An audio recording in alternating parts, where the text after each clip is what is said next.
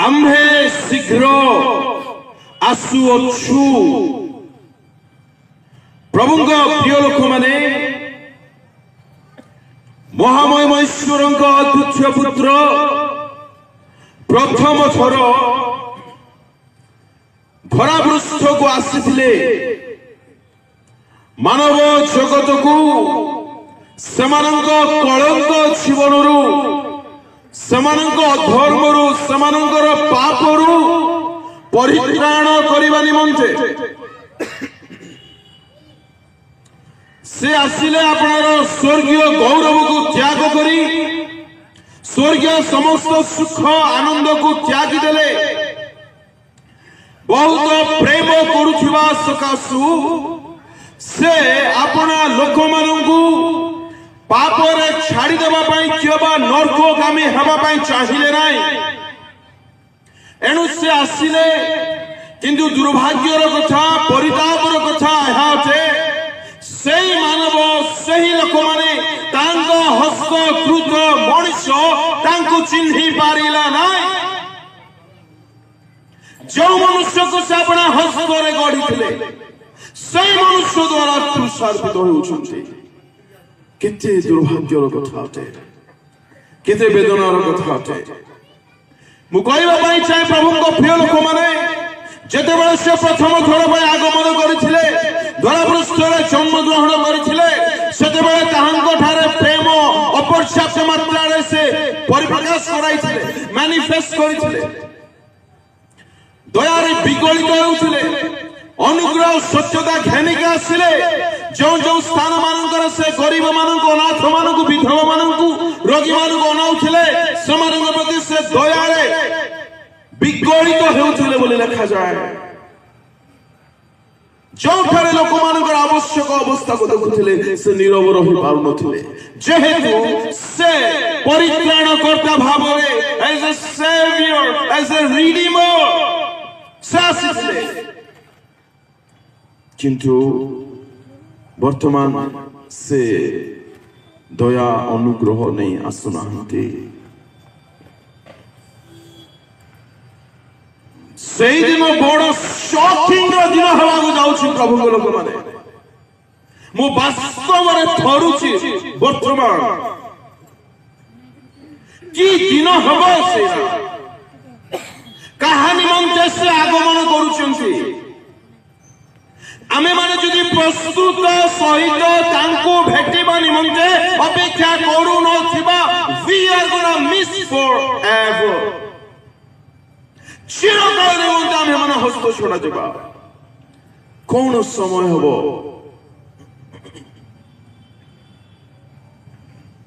वर्तमान से जा आगमन करूछन्ति से धरापृष्ठ का आगमन करिबे नाही जहाको गुप्त आगमन कहंती राज्य कहते आम्भे माने ऊर्ध्व को नीत होबा से मध्याकाश को आसीबे ए समस्त कथा आम्भे माने आगामी समय मान को चिंता करिबा प्रस्तुति संबंधी कथा पर बहुत जोर देबा पई मु चेष्टा करिबे तबे दिने यीशु चित पर्वत रे बसिथांती पूर्वाह्न बेला रे मु कहउथिले मध्याह्न समय रे से काकी बसिथिबा बेले शिष्य मान आसिरे कहिले गुरु प्रभु तुम्भ आगमन लक्षण मान कौन कहतु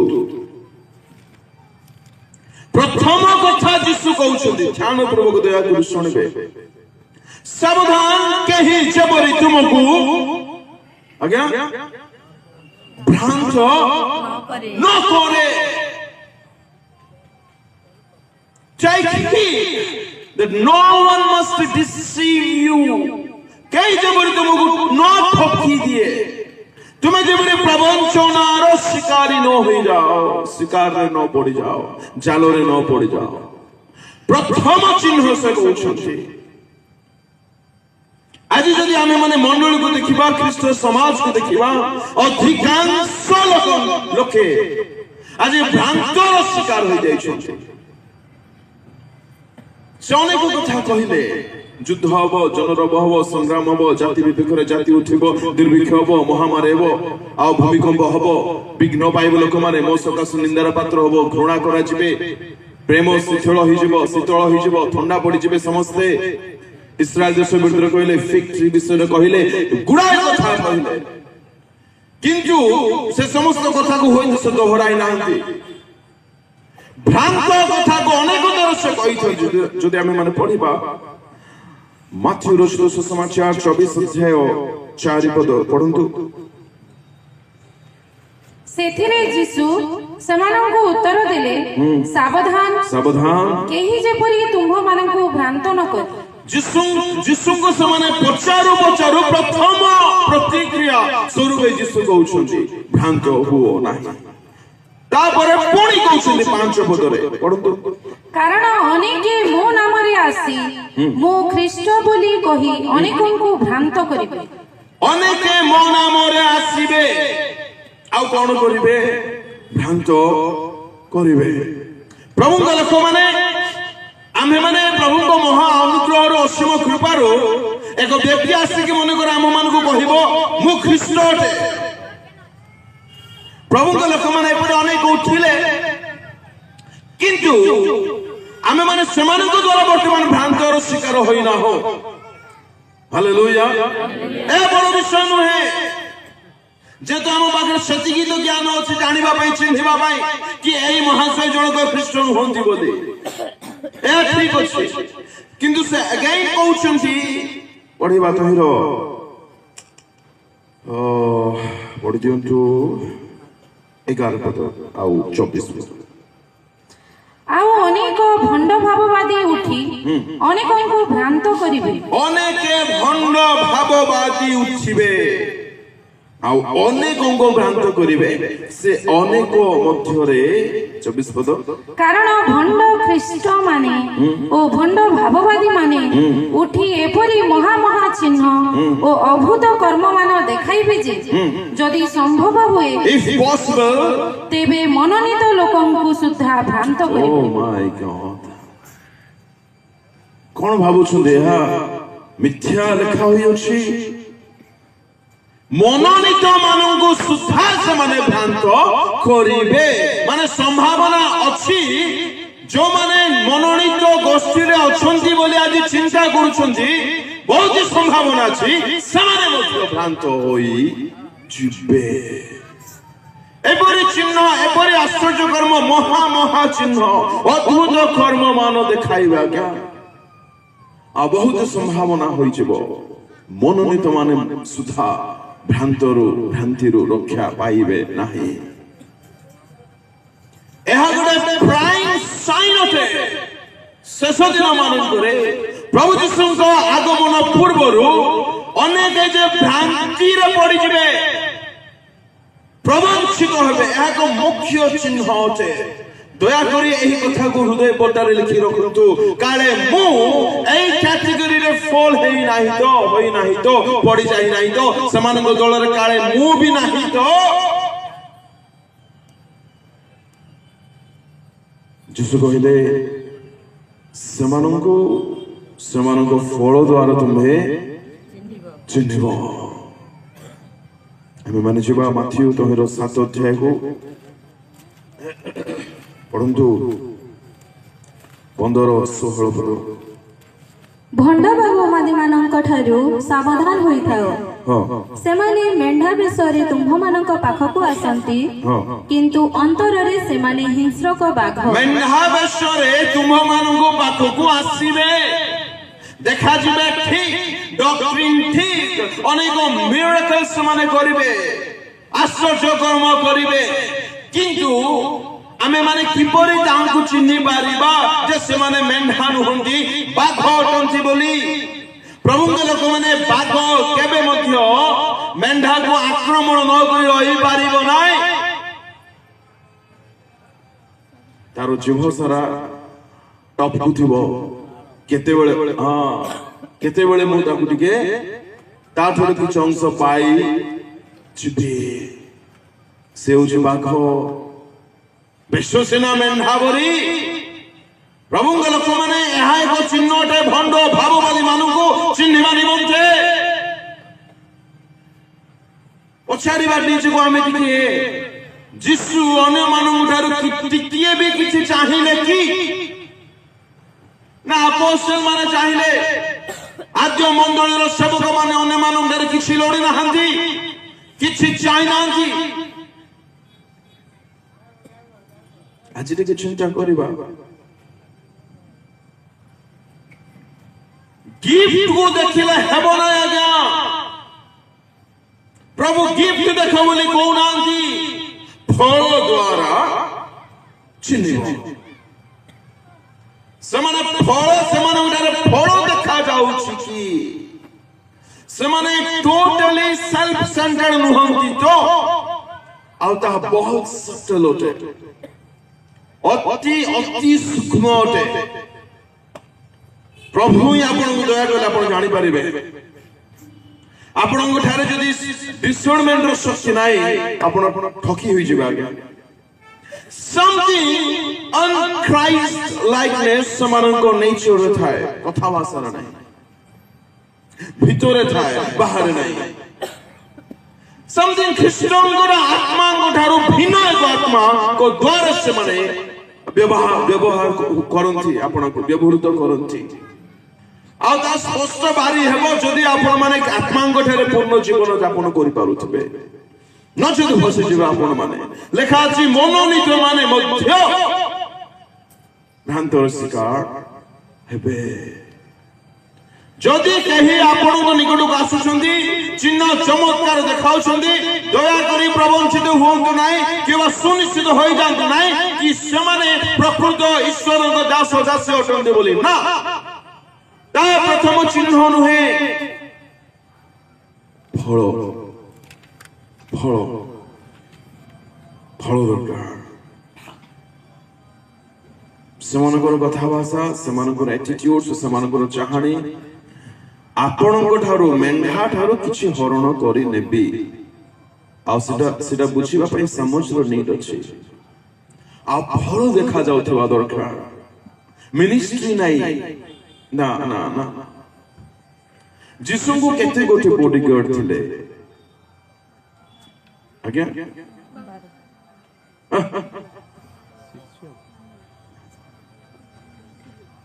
ଯୀଶୁଙ୍କ ସେବାର ବଦନାମ ହଉଛି ଚିନ୍ତା କରିବାର ବିଷୟ ଅଟେ। କେଉଁଠାରେ ପହଞ୍ଚିଲାଣି ଆଜି ଖ୍ରୀଷ୍ଟ ସମାଜ?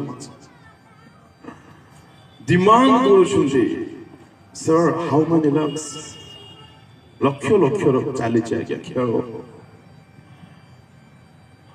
ଗୋଟିଏ ବୋତଲକୁ ଏତିକି ଫିକ୍ସ, ଗୋଟିଏ ତୈଳ ଡବାକୁ ଏତିକି ଫିକ୍ସ। କେଉଁ ଯୀଶୁ ଏ କାର୍ଯ୍ୟ କରୁଥିଲେ? ତମେ ବିକି ଖାଇବ କି ଲୋକମାନଙ୍କର? କି କଥା? ତଥାପି କିଛି ସୋ-କଲ୍ଡ ଖ୍ରୀଷ୍ଟିଆନ ମାନେ ବୁଝି ପାରୁନାହାନ୍ତି। ଖ୍ରୀଷ୍ଟଙ୍କର ଆତ୍ମା, ଖ୍ରୀଷ୍ଟ କେବେ ନିଜର ସୁଖ ଲୋଡ଼ିଲେ ନାହିଁ, ନିଜ ନିମନ୍ତେ କିଛି ଚାହିଁଲେ ନାହିଁ। ଯାହା ମିଳିଲା ତ ଖାଇଲେ, ନ ମିଳିଲା ତ ପ୍ରେଜ୍ ଦ ଲର୍ଡ। ଆପୋଷ୍ଟଲ ମାନେ ମଧ୍ୟ ଠିକ ସେହିପରି ଅନେକ ଥର ସେମାନେ ଭୋକ ଉପାସରେ ରହିଛନ୍ତି, କାହାଠାରୁ ହଟ୍ ବି ନାହାନ୍ତି, ହରଣ କରିନାହାନ୍ତି, ସର୍ବଦା ପ୍ରେମକୁ ପ୍ରଦର୍ଶନ କରୁଥିଲେ। ଫଳର ପ୍ରଥମ ଚିହ୍ନ ହେଉଛି ପ୍ରେମ। ଗାଲାତିୟ 5ରେ ଲେଖନ୍ତି ପାଉଲ, ପଢନ୍ତୁ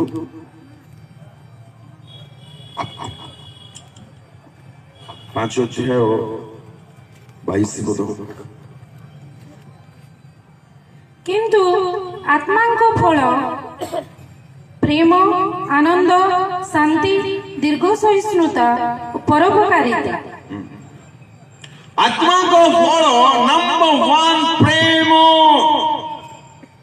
ପ୍ରେମ ଝଲକୁଥିବା ଦରକାର। ବହୁତ ମିସିଂ ଅଛି। ଆପଣ କମ୍ପ୍ଲେନ୍ କରିପାରିବେ ନାହିଁ ଯଦି ପ୍ରେମ କରୁଛନ୍ତି, ନା କରିପାରିବେ ନାହିଁ। ପୁରାତନ ମିଶନାରୀ ମାନଙ୍କ ଜୀବନକୁ ଟିକେ ଚିନ୍ତା କରିବା। ଆଜି ବି ଅନେକ ଗାଁ ଗୁଡାକୁ ରାସ୍ତା ନାହିଁ, ଆଜି ବି ନାହିଁ। 80-100 ବର୍ଷ ତଳର କଥାକୁ ଚିନ୍ତା କରନ୍ତୁ। ଦେଶ ବିଦେଶ ଛାଡ଼ି ସେମାନେ ଆସିଥିଲେ ଖ୍ରୀଷ୍ଟଙ୍କ ପାଇଁ ପ୍ରେମ, ଖ୍ରୀଷ୍ଟଙ୍କ ମଣ୍ଡଳୀ ପାଇଁ ପ୍ରେମ, ଖ୍ରୀଷ୍ଟଙ୍କ କନ୍ୟାଙ୍କ ନିମନ୍ତେ ପ୍ରେମ ରଖିପାରିବ ନାହିଁ ସେମାନଙ୍କ ଠାରୁ ପାଇବା ନିମନ୍ତେ ନୁହେଁ ନା। ଚିହ୍ନି ରଖୁ ପ୍ରେମ ପ୍ରଦର୍ଶନ ହେବା ଦରକାର, ପ୍ରେମ ଦେଖାଯିବା ଦରକାର। ପ୍ରେମ ଥିଲେ ବୋଝ ଥିବ, ବୋଝ ସେମାନେ ଆଣ୍ଠଇବେ, କାନ୍ଦିବେ, ସତ୍ୟତା ଘୋଷଣା କରିବେ। ଯେହେତୁ ସେମାନେ ଆପଣଙ୍କୁ ପ୍ରେମ କରୁଛନ୍ତି, ଆପଣଙ୍କ ଆତ୍ମା ବିନଷ୍ଟ ହଉ ଏହା ତାଙ୍କେ କେବେ ମଧ୍ୟ ଚାହିଁବେ ନାହିଁ। ପାପ କଲେ ବି ଚଳିବ, ଅସମ୍ଭବ ଅଟେ। ପାପ କଲେ ମରିବ, ଏହା ଯଦି ଶୁଣୁନାହାନ୍ତି ତେବେ ଜାଣି ରଖନ୍ତୁ ସେ ଖ୍ରୀଷ୍ଟଙ୍କ ଠାରୁ ନୁହେଁ। କ୍ୟାନ୍ସର ହେଇଛି ମାନେ ମରିବ, ଆଜ୍ଞା ଯଦି ଟ୍ରିଟମେଣ୍ଟ ଆରମ୍ଭ କରିବ ନାହିଁ, ଏହା ଯଦି ଡାକ୍ତର କହୁନାହିଁ ବୋଲି ସେ ଠିକ ଡାକ୍ତର ପ୍ରେମ କରୁଛି ବୋଲି କହିଲେ ତାହାର ଆତ୍ମା ରକ୍ଷା ନିମନ୍ତେ ମୁଁ 100% ପ୍ରୟାସ କରିବି। ଯେହେତୁ ମୁଁ ତାଙ୍କୁ ପ୍ରେମ କରୁଛି, ଫଳ ଦ୍ୱାରା ଚିହ୍ନିବ। ଭଦ୍ରତା ଥିବେ ସେମାନଙ୍କ ଠାରେ, ଶାନ୍ତି ଥିବ, ସହିବେ, ଉପକାର କରିବେ, ଭଦ୍ର ଥିବେ, ବିଶ୍ୱସ୍ତ ଥିବେ, ଜେଣ୍ଟଲ ଥିବେ, ସେଲ୍ଫ କଣ୍ଟ୍ରୋଲ ଥିବ ସେମାନଙ୍କର, ଇତ୍ୟାଦି ଇତ୍ୟାଦି କଥା ଚିହ୍ନନ୍ତୁ। ମିରାକଲ ପଛରେ ପାଗଳ ହୁଅନ୍ତୁ ନାହିଁ। ବହୁତ ଲୋକମାନଙ୍କର ଆଜି ସେଇ ପ୍ରୋବ୍ଲେମ ରହିଛି। ପ୍ରଭୁଙ୍କ ଲୋକମାନେ ସୁସ୍ଥ ଶରୀର ଥାଉ କି ନଥାଉ, ମନେ ରଖିବେ, ଶୁଣିବେ ଧ୍ୟାନ। ଆପଣଙ୍କର ସୁସ୍ଥ ଶରୀର ଥାଉ କି ନଥାଉ, ଯଦି ଆପଣ ଅସୁସ୍ଥ ଥିଲେ ବି ସୁସ୍ଥ ଥିଲେ ବି ଅନଶେକେବଲ ଲାଇଫ ଯଦି ବିତାଇ ପାରୁନାହାନ୍ତି, ଆପଣ ଠିକ ଟ୍ରାକରେ ନାହାନ୍ତି। ଯଦି ଆପଣ ବିଚଳିତ ହେଇଯାଉଛନ୍ତି ଦେହ ଖରାପ ହେଲେ, ଆପଣ ଠିକ ଟ୍ରାକରେ ନାହାନ୍ତି, ଆପଣ ରଙ୍ଗ ପାଥରେ ଅଛନ୍ତି, ଠିକ ମାର୍ଗରେ ଆପଣ ନାହାନ୍ତି। এই শরীর রোগ বেমার যাহা হেউ আজ্ঞা, আত্মিক শরীর ঠিক রহিবা দরকার। ମୁଁ ସୁସ୍ଥ ହେବାର ନିତାନ୍ତ ପ୍ରୟୋଜନ ଠିକ ଅଛି। ଯଦି ପ୍ରଭୁଙ୍କ ଇଚ୍ଛା ହବ ସେ ମୋତେ ସୁସ୍ଥ କରିବେ। ମାଧ୍ୟମ ଯାହା ବି ହଉ, ପ୍ରାର୍ଥନା ହଉ କି ତୈଳ ହଉ କି ଔଷଧ ହଉ, ଯାହା ବି ହଉ ତାଙ୍କ ଇଚ୍ଛା। ଏଣୁ ଏଇ ଶରୀର ନିମନ୍ତେ ଆମେ ବେଶୀ ବିଚଳିତ ନ ହେଉ, ଆଉ ଆପଣଙ୍କୁ ଭ୍ରାନ୍ତରେ ନ ପକାଇ ଦଉ।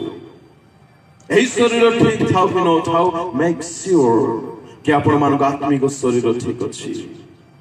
ଆମେ କାହିଁକି ଏତେ ପାଗଳ ଏଇ କ୍ଷଣ ଶରୀର ନିମନ୍ତେ, କ୍ଷଣ ଭଙ୍ଗୁର ପାଇଁ, କ୍ଷୟଣୀୟ ଶରୀର ପାଇଁ? ବହୁତ କଷ୍ଟ ହଉଛି। ମିରାକଲ ପଛରେ ପାଗଳ ହୁଅନ୍ତୁ ନାହିଁ। ଯେ ମିରାକଲ କରନ୍ତି ତାଙ୍କ ପାଇଁ ପାଗଳ ହୁଅନ୍ତୁ, ଜୀବନ ଧନ୍ୟ ହେଇଯିବ ଆପଣମାନଙ୍କର।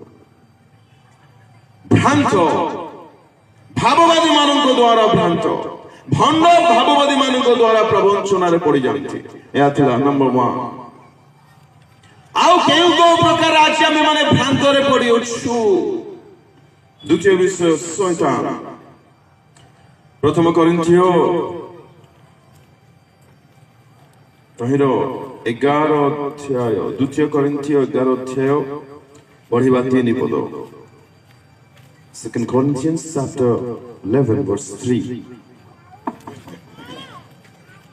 କିନ୍ତୁ ସର୍ପ ଆପଣା ଧୂର୍ତ୍ତତାରେ ହବାଙ୍କୁ ଯେପରି ଭୁଲାଇଲା, ସେପରି କାଳେ ତୁମ୍ଭମାନଙ୍କ ମନ ଖ୍ରୀଷ୍ଟଙ୍କ ପ୍ରତି ସରଳତା ଓ ପବିତ୍ରତାକୁ ଭ୍ରଷ୍ଟ ହୁଏ, ମୋହର ଏହି ଭୟ ହେଉଅଛି। ସର୍ପ ଆପଣା ଧୂର୍ତ୍ତତାରେ ହବାଙ୍କୁ ଯେପରି ଭୁଲାଇଲା, ହବା ତାହାର ପ୍ରବଞ୍ଚନାର ଶିକାର ହେଲା। ପ୍ରଭୁଙ୍କ ଲୋକମାନେ ପରମେଶ୍ୱର କହିଥିଲେ ତୁମେ ଖାଇବ ନାହିଁ, ଆଉ ଯଦି ଖାଇବ ନିତାନ୍ତ ମରିବ। ତେବେ ଏକ ଦିନ ଶୈତାନ ଆସୁଛି ଆଉ ପଚାରୁଛି, ତାର ପ୍ରଥମ ଶବ୍ଦ କଣ ଥିଲା ଆଜ୍ଞା? ଏଇ ତ କୁହନ୍ତୁ। ପ୍ରଥମ ଶବ୍ଦ ସର୍ପର ଆଗ। ଏମାନେ ମଧ୍ୟ ଆସିବେ, ହ୍ୟାଲୋ, ସରିଗଲା ଖେଳ। କେତେ ବଢିଆ ଲାଗୁଛି ଆୱାଜ ଏମାନଙ୍କର, ନାଇଁ? ସେମିତି ହିଁ ଫସୁଛନ୍ତି ଆଜିକାଲିର ମଡର୍ଣ୍ଣ ହବା ମାନେ। ଆରେ ସାହାବ ଆପଣ ତାଙ୍କୁ ଜାଣି ନାହାନ୍ତି ତ କାହିଁକି ରେସ୍ପନ୍ସ କରୁଛନ୍ତି? ସେ ଜାଣି ନାହାନ୍ତି ନା ତାଙ୍କୁ। ସେ ଆସି ଟିଙ୍ଗ ଡଙ୍ଗ କଲେ ବେଲ୍, ରାଇଟ୍? ଆପଣ କବାଟ ଗଲେ ପ୍ଲିଜ ପ୍ଲିଜ ଆସନ୍ତୁ ଆସନ୍ତୁ, ଏଇ ସିଟ୍ ଖାଲି ଆପଣଙ୍କ ପାଇଁ କା ଅଛି। ଆରେ ତମେ କହିଲ ନାହିଁ କାହିଁକି? ଆମ ଆଜ୍ଞା ବର୍ତ୍ତମାନ ନାହାନ୍ତି, ଅଫିସ ଯାଇଛନ୍ତି, ଡ୍ୟୁଟି ଯାଇଛନ୍ତି, ବେପାର ପାଇଁ ଯାଇଛନ୍ତି କିମ୍ବା କୌଣସି କାମରେ ଅନ୍ୟତ୍ର ଅଛନ୍ତି, ସେ ବର୍ତ୍ତମାନ ଘରେ ନାହାନ୍ତି। ଆପଣ କହିଲେ ନାହିଁ କାହିଁକି? Why? ପ୍ରାୟୋରିଟି ନାହିଁ। ଇଚ୍ଛା ଅଛି, ଭଲ ଲାଗୁଛି ନୂଆ ନୂଆ ସ୍ୱର। ପ୍ରଥମ କଥା କହିଲେ ଆଗ ତାହାକୁ ମଧ୍ୟ ସେ ରେସ୍ପନ୍ସ କରୁଛି, ମାନେ ଶୁଣିବା ପାଇଁ ଚାହୁଁଛି। ଆପଣ କିଏ ବୋଲି ପଚାରି ନାହିଁ। ଇଟ ମିନ୍ସ ସେ ଆଲାଉ କଲେ ତାଠାରୁ ଆଉ ଶୁଣିବା ନିମନ୍ତେ। ଆଲାଉ କରନ୍ତୁ ନାହିଁ, ଅନୁମତି ଦିଅନ୍ତୁ ନାହିଁ। ଦ୍ୱିତୀୟ ଶବ୍ଦ କଣ ଥିଲା ଆଜ୍ଞା? ସତ୍ୟ। ଆଉ ସରି ମୁଁ ବେଶୀ କଥା ହେଇପାରିବି ନାହିଁ କହିଲେ କି ସେମିତି ନାହିଁ, କହିନାହାନ୍ତି। ଚମତ୍କାର ଉତ୍ତର ଦେଇଛନ୍ତି ଆଜ୍ଞା। ପଢିବା ଆଦି ପୁସ୍ତକ 3 ଅଧ୍ୟାୟ କିପରି ଫସିଲେ ସେ ତାହା ମୁଁ କହିବା ପାଇଁ ଚାହୁଁଛି। ମୂଳ ବିଷୟ ଭୁଲି ନ ଯାଆନ୍ତୁ। ଭ୍ରାନ୍ତ ପ୍ରବଞ୍ଚନା, deception is the primary sign of last days। ପଢନ୍ତୁ 2 ପଦରୁ ପଢନ୍ତୁ। ସଦାପ୍ରଭୁ ପରମେଶ୍ୱରଙ୍କ ନିର୍ମିତ ଭୂଚର ପଶୁମାନଙ୍କ ମଧ୍ୟରେ ସର୍ପ ସର୍ବାପେକ୍ଷା ଖଳ ଥିଲା। ସେ ନାରୀଟି କହିଲା, ଆଗୋ ଏ କି ସତ୍ୟ। ଉଦ୍ୟାନର କୌଣସି ବୃକ୍ଷର ଫଳ ଖାଇବାକୁ ପରମେଶ୍ୱର ତୁମ୍ଭମାନଙ୍କୁ ନିଷେଧ କରିଅଛନ୍ତି। ପରମେଶ୍ୱର କଣ ତୁମକୁ ମନା କରିଦେଇଛନ୍ତି? ଓହୋ, କାहे ଭାଇ ମୁଣ୍ଡ ଖରାପ କରୁଛ? ମନ ସରିଲା ବା ତମେ ଯାଉନ କାହିଁକି? କିଛି ରେସ୍ପନ୍ସ ନାହିଁ, ନିରବ ହୋଇ ଶୁଣୁଛନ୍ତି। ହବା ଭଉଣୀ କିଛି ରେସ୍ପନ୍ସ କରୁନାହାନ୍ତି। ଝିଅମାନେ କାନ ଖୋଲି ଶୁଣ। ଅନନୋନ ନମ୍ବର ଯଦି ଆସିଲା ହ୍ୟାଲୋ କହିବ, ହ୍ୟାଲୋ ବୋଲି କହିଲେ ଫସିବ। ବାକି ତମ ଇଚ୍ଛା। ନାଇଁ, ହ୍ୟାଲୋ ତମର ହ୍ୟାଲୋରେ ତାର 144 ହେଇଯିବା ଦରକାର।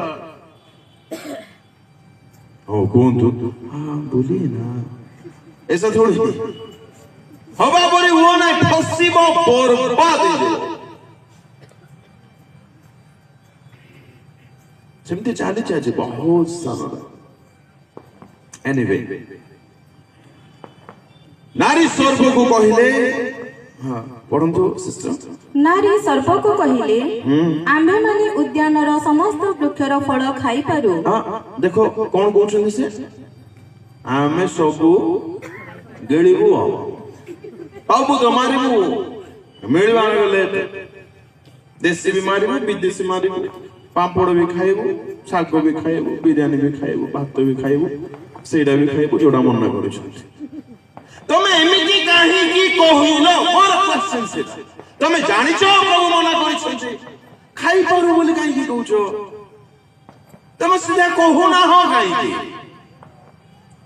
ଇଟ ମିନ୍ସ କାହିଁ ନା କାହିଁ ତମକୁ ଇଚ୍ଛା ଅଛି ସେ ଫଳ ଖାଇବା। ଶୈତାନର ପ୍ରବଞ୍ଚନା କଣ ବୋଲି କହିଲେ? କିଛି କ୍ଷତି ହେବ ନାହିଁ, ବରଂ ଲାଭ ହେବ। ଏହା ହଉଛି ତାର ପ୍ରବଞ୍ଚନା। ଖାଇଦିଅ, କିଛି ହେବ ନାହିଁ। ଟିକେ ମାରିଦିଅ ଗ୍ଲାସ, କିଛି ହେବ ନାହିଁ। ପାଣି ନାହିଁ, ଅଲଗା ପାଣି ଟିକେ ମାରିଦିଅ, କିଛି ହେବ ନାହିଁ। ଟେନସନ, ବାପ ବାପ ଏତେ ଟେନସନ ତତେ, ଟିକେ ମାରିଦଉନ କିଛି ହେବନି। ଟେନସନ ପଳେଇବ, ସିଧା ପଳେଇବ ତମେ ବି ନର୍କକୁ।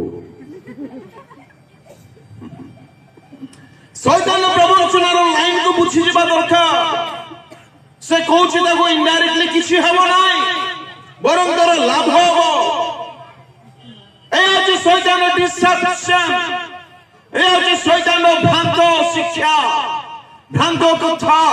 କିଛି ହବନି ରେ ମା, ଖାଇଦେ ରେ ମା, ମୋ ଗେହ୍ଲାଟା ତୋ ଗେହ୍ଲା ନା ଆଉ କଣ ନା ଆଉ ହବା। ମତେ ଦେଖୁଛ ତାକୁ କଣ ଉପାଧି ଦେବି, ମୁଁ ତ ଶବ୍ଦ ମୁଁ ପାଇପାରୁନି। ପାଣି ମହାଶୟ ଦେବେ କି?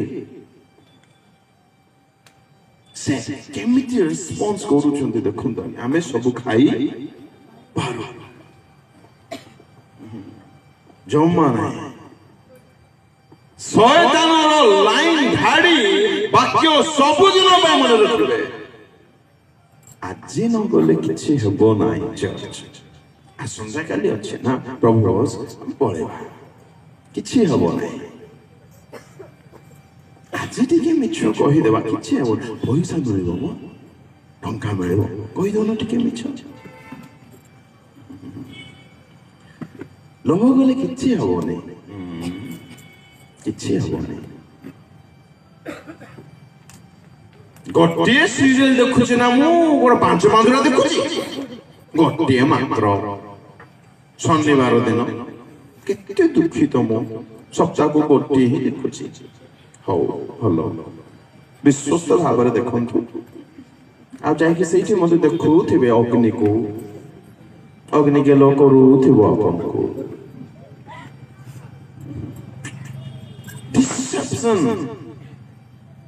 ମାରେ ଖାଇଦେ, ହଁ ଆଜ୍ଞା ଖାଇଦେବି, କିଛି ହବନି, ନାହିଁ କିଛି ହବନି।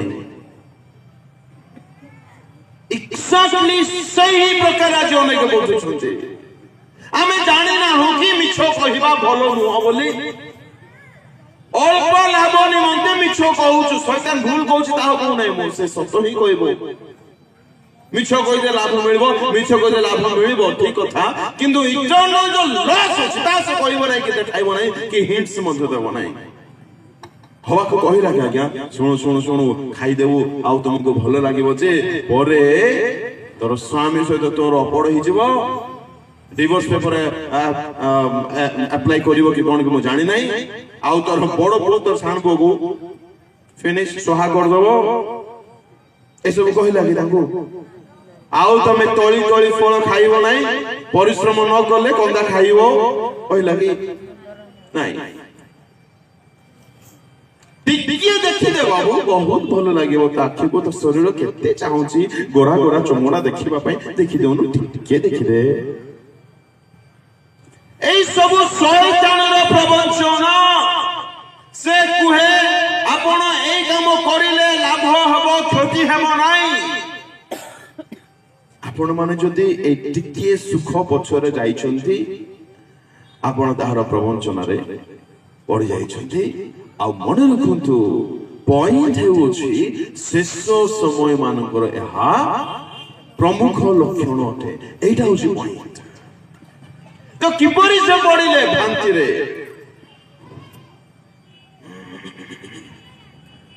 ପ୍ରଥମ କଥା, ଈଶ୍ୱରଙ୍କ ଯେଉଁ ବାକ୍ୟ ସେ ଶୁଣିଥିଲେ, ଖାଇବ ନାହିଁ, ଖାଇଲେ ମରିବ, ଏହାକୁ ସେ ହୃଦୟ ମଧ୍ୟରେ ସଞ୍ଚୟ କରି ରଖିଲେ ନାହିଁ। ଯଦି ହୃଦୟରେ ଚେର ମାଡ଼ିଥାନ୍ତା, ଏଣୁ ଲୋକ ଲେଖନ୍ତି ଚେର ମାଡ଼ିବା ଦରକାର, ଭିତରେ ପଶିବା ଦରକାର, ସଞ୍ଚୟ କରି ରଖିବା ଦରକାର। ତେବେ ବାକ୍ୟ ଆମମାନଙ୍କୁ ଗାଇଡ କରିବ, ବାକ୍ୟ ଆମମାନଙ୍କୁ ଲିଡ କରିବ। ନା, ଯୀଶୁଙ୍କ ଠାରେ ଚେର ମାଡ଼ିଥିଲା। ଯୀଶୁଙ୍କ ପାଖକୁ ମଧ୍ୟ ଏ ମହାଶୟ ଯାଇଥିଲେ, ଖାଇଦଉନ, ଖାଇଦିଅ, କିଛି ହବନି। ଯୀଶୁଙ୍କୁ ସେ ଭ୍ରାନ୍ତିରେ ପକାଇ ପାରିଲେ ନାହିଁ। କାହିଁକି? ବାକ୍ୟ ରଖିଥିଲେ, ବାକ୍ୟ କହିଲେ ଲେଖା ଅଛି, ସରିଗଲା ଖେଳ। ଭ୍ରାନ୍ତିରୁ ବଞ୍ଚିବା ପାଇଁ ବାକ୍ୟ ଭିତରେ ରହିବା, ସଞ୍ଚିତ ରହିବା ଅତ୍ୟନ୍ତ ଆବଶ୍ୟକତା ରହିଛି। ବହୁତ ଗୁରୁତ୍ୱପୂର୍ଣ୍ଣ। ବାକ୍ୟ ରଖନ୍ତୁ ବାକ୍ୟ ଭିତରେ। ଦ୍ୱିତୀୟ ବିଷୟ, ସେ ଈଶ୍ୱରଙ୍କ ବାକ୍ୟକୁ ସିରିୟସଲି ନେଲେ ନାହିଁ, ଗାମ୍ଭୀର୍ଯ୍ୟ ଭାବରେ ନେଲେ ନାହିଁ। କିପରି କହିବା? 3 ପଦ ପଢିବା ତ ସେଠି ଲେଖା ଅଛି, ପଢନ୍ତୁ। କେବଳ ଉଦ୍ୟାନର ମଧ୍ୟସ୍ଥିତ ବୃକ୍ଷର ଫଳ ବିଷୟରେ ପରମେଶ୍ୱର କହିଅଛନ୍ତି, ତୁମ୍ଭେମାନେ ତାହା ଖାଇବ ନାହିଁ ଓ ଛୁଇଁବ ନାହିଁ, ତାହା କଲେ ମରିବ। कुछ भी परमेश्वर कहले नितांत मरिबो यू विल श्योरली डाई मरिबो तो ए कहते हां खाइले आउ खाओ नहीं आउ शो नहीं काहे हम चुता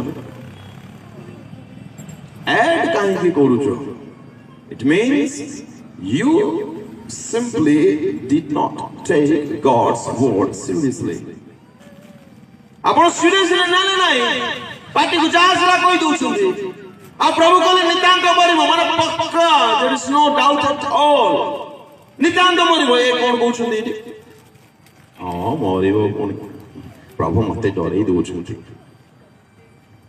कैजुअल एटीट्यूड गंभीर भाव नाही आमे माने मध्य आम मान हृदय जदि ईश्वर वाक्य प्रति सीरियसनेस रहिबो नाही ठका मेरे शिकार में होई जेबा आ अनेक आज तद्रुप सही ठीक अवस्था अछंती ईश्वर वाक्य को सीरियसली जदि नेबा आम मान को शैतान प्रवंचित करि पारिबो नाही ठकी पारिबो नाही भ्रांति रे पकाई पारिबो नाही नेक्स्ट से पुणी कोई भूल करले शैतान वाक्य को प्रायोरिटी देले ईश्वर को वाक्य को प्रायोरिटी देले नहीं प्रायोरिटी बहुत गुरुत्वपूर्ण भूमिका निभाएगा प्रभु कहले खाइले मरिबो प्रायोरिटी जदि देई थांते निश्चय तांको कथा को से मानि थांते प्रभु कहले मंद करो नाही लोभ करो नाही चोरी करो नाही आमे सही समस्त वाक्य गुडी को जदि गांभीर्य भाव में नहीं थांतु आ जदि प्रायोरिटी नहीं थांतु नाइ रे भाई नाइ रे बाबू एहा कोनसी मनुष्यर मुखर निर्गत होई नाही एहा स्वयं ईश्वरक वाक्य करी हबो क्या घर मानकरे बापा जदि गोटे कथा कहि देई छंती माने कहिले ताहा गारो आहता काटी हुए नाही हम घर कथा जदि हम कहिबी हम बड़ भाई को कथा कहिले माने सरे आउ किछि करा जाय परिबो नै मोहा को नै से भूल कोन ना कहा को नै तबे ईश्वर को वाक्य माने को से प्रभु आज्ञा प्रभुଙ୍କର मान्यता कहीं ना कहीं देई नथिबा सकासु तांको प्रति हम मान हृदय प्रायोरिटी नाही आउ गोटे कथा किपुरे मने रक्षा पाई परिबा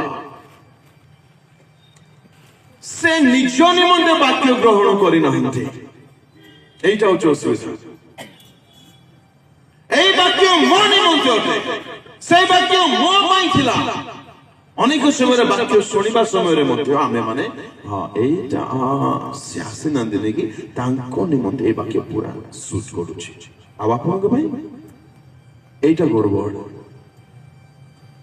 प्रतिटी वाक्य निजस्व करिबा व्यक्ति केबे ठकी होई पारिबे नाही प्रवंचित होई पारिबे नाही जेतु से वाक्य मन निमंत्र अटे होवा जदि से वाक्य निजस्व करि थांते प्रभु कहि छंती माने ताहा मो निमंते से केबे मते शैतान द्वारा प्रवंचित होई पारि न थांते प्रथमे कहा द्वारा प्रवंचित होवा के हमें प्रवंचना को माने करंती भाववादी माने मन देखंतु से माने मो कहिला परी हां मो ख्रीष्ट ना ना ना ना ना जम्मा एपरी लोक मान द्वारा आपण केबे ठकी हेबे नाही मन रखि थंतु मेंढा बेसे आसीबे से माने को नेचर को आपण को चिन्हबा को पड़िबो फल से माने को धारे देखा जीवा दरकार मन रखि थंतु गोटे प्रकृत ईश्वरक आह्वान प्राप्त अभिषिक्त दासंकर नंबर 1 कैरेक्टरिस्टिक मन रखंतु से माने utterly humble थिबे संपूर्ण रूपे नम्र थिबे से माने जदि आपण कोनोसी प्रभुଙ୍କ दासଙ୍କ ठारे नम्रता देखुनांती मन रखंतु समथिंग रॉन्ग अछि जिसु केबे भी कहिनांती मो ठारु सिख जे मो पवित्र बोली ना मु किपरि धर्माचरण करूछि ता तमे सिख कहिनांती जिसु नाही कहिनांती मु किपरि अन्य मानको सेवा करूछि ताहा मध्ये कहिनांती मोठारे केते उत्सुक अछि देखो ताहा मोठारु सिख कहिनांती गोटे कथा कहले कोन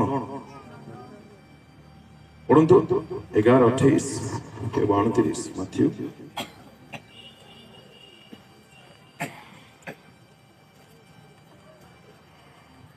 29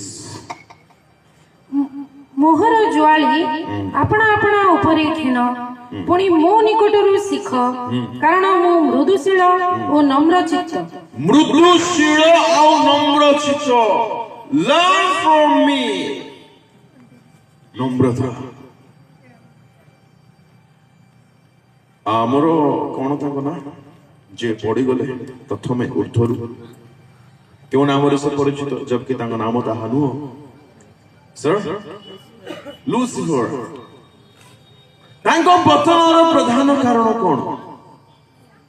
ମୁଁ ଏଇ ସ୍ଥାନରେ ରହିବି ନାହିଁ, ମୁଁ ଉର୍ଦ୍ଧ୍ୱକୁ ନୀତ ହେବି। ପ୍ରାଇମେରୀ କ୍ୟାରେକ୍ଟରିଷ୍ଟିକ ଗର୍ବ। ଯୀଶୁ କହିଲେ ମୁଁ ଉର୍ଦ୍ଧ୍ୱରେ ଅଛି, ମୁଁ ଆଉ ଉର୍ଦ୍ଧ୍ୱକୁ ଯିବି ନାହିଁ, ମୁଁ ତଳକୁ ଯିବି। ପରିତ୍ରାଣ ପାଇବା ନିମନ୍ତେ, ପରିତ୍ରାଣର କାର୍ଯ୍ୟ ସମ୍ପାଦିତ କରିବା ନିମନ୍ତେ ସେ ଆପଣଙ୍କୁ ନ୍ୟୁନ କଲେ, ନତ କଲେ। ଆଉ ଥରେ ସେ କରିନାହାନ୍ତି। ମନୁଷ୍ୟ ବେଶରେ ଆସିଲେ ସେତକରେ ସେ ସନ୍ତୁଷ୍ଟ ହୋଇନାହାନ୍ତି। ସେ ମନୁଷ୍ୟ ରହିବା ପାଇଁ ମତେ ଚାହିଁଲେ ନାହିଁ। ବହୁତ କଷ୍ଟ ଲାଗେ ମତେ এই କଥା ଚିନ୍ତା କଲେ।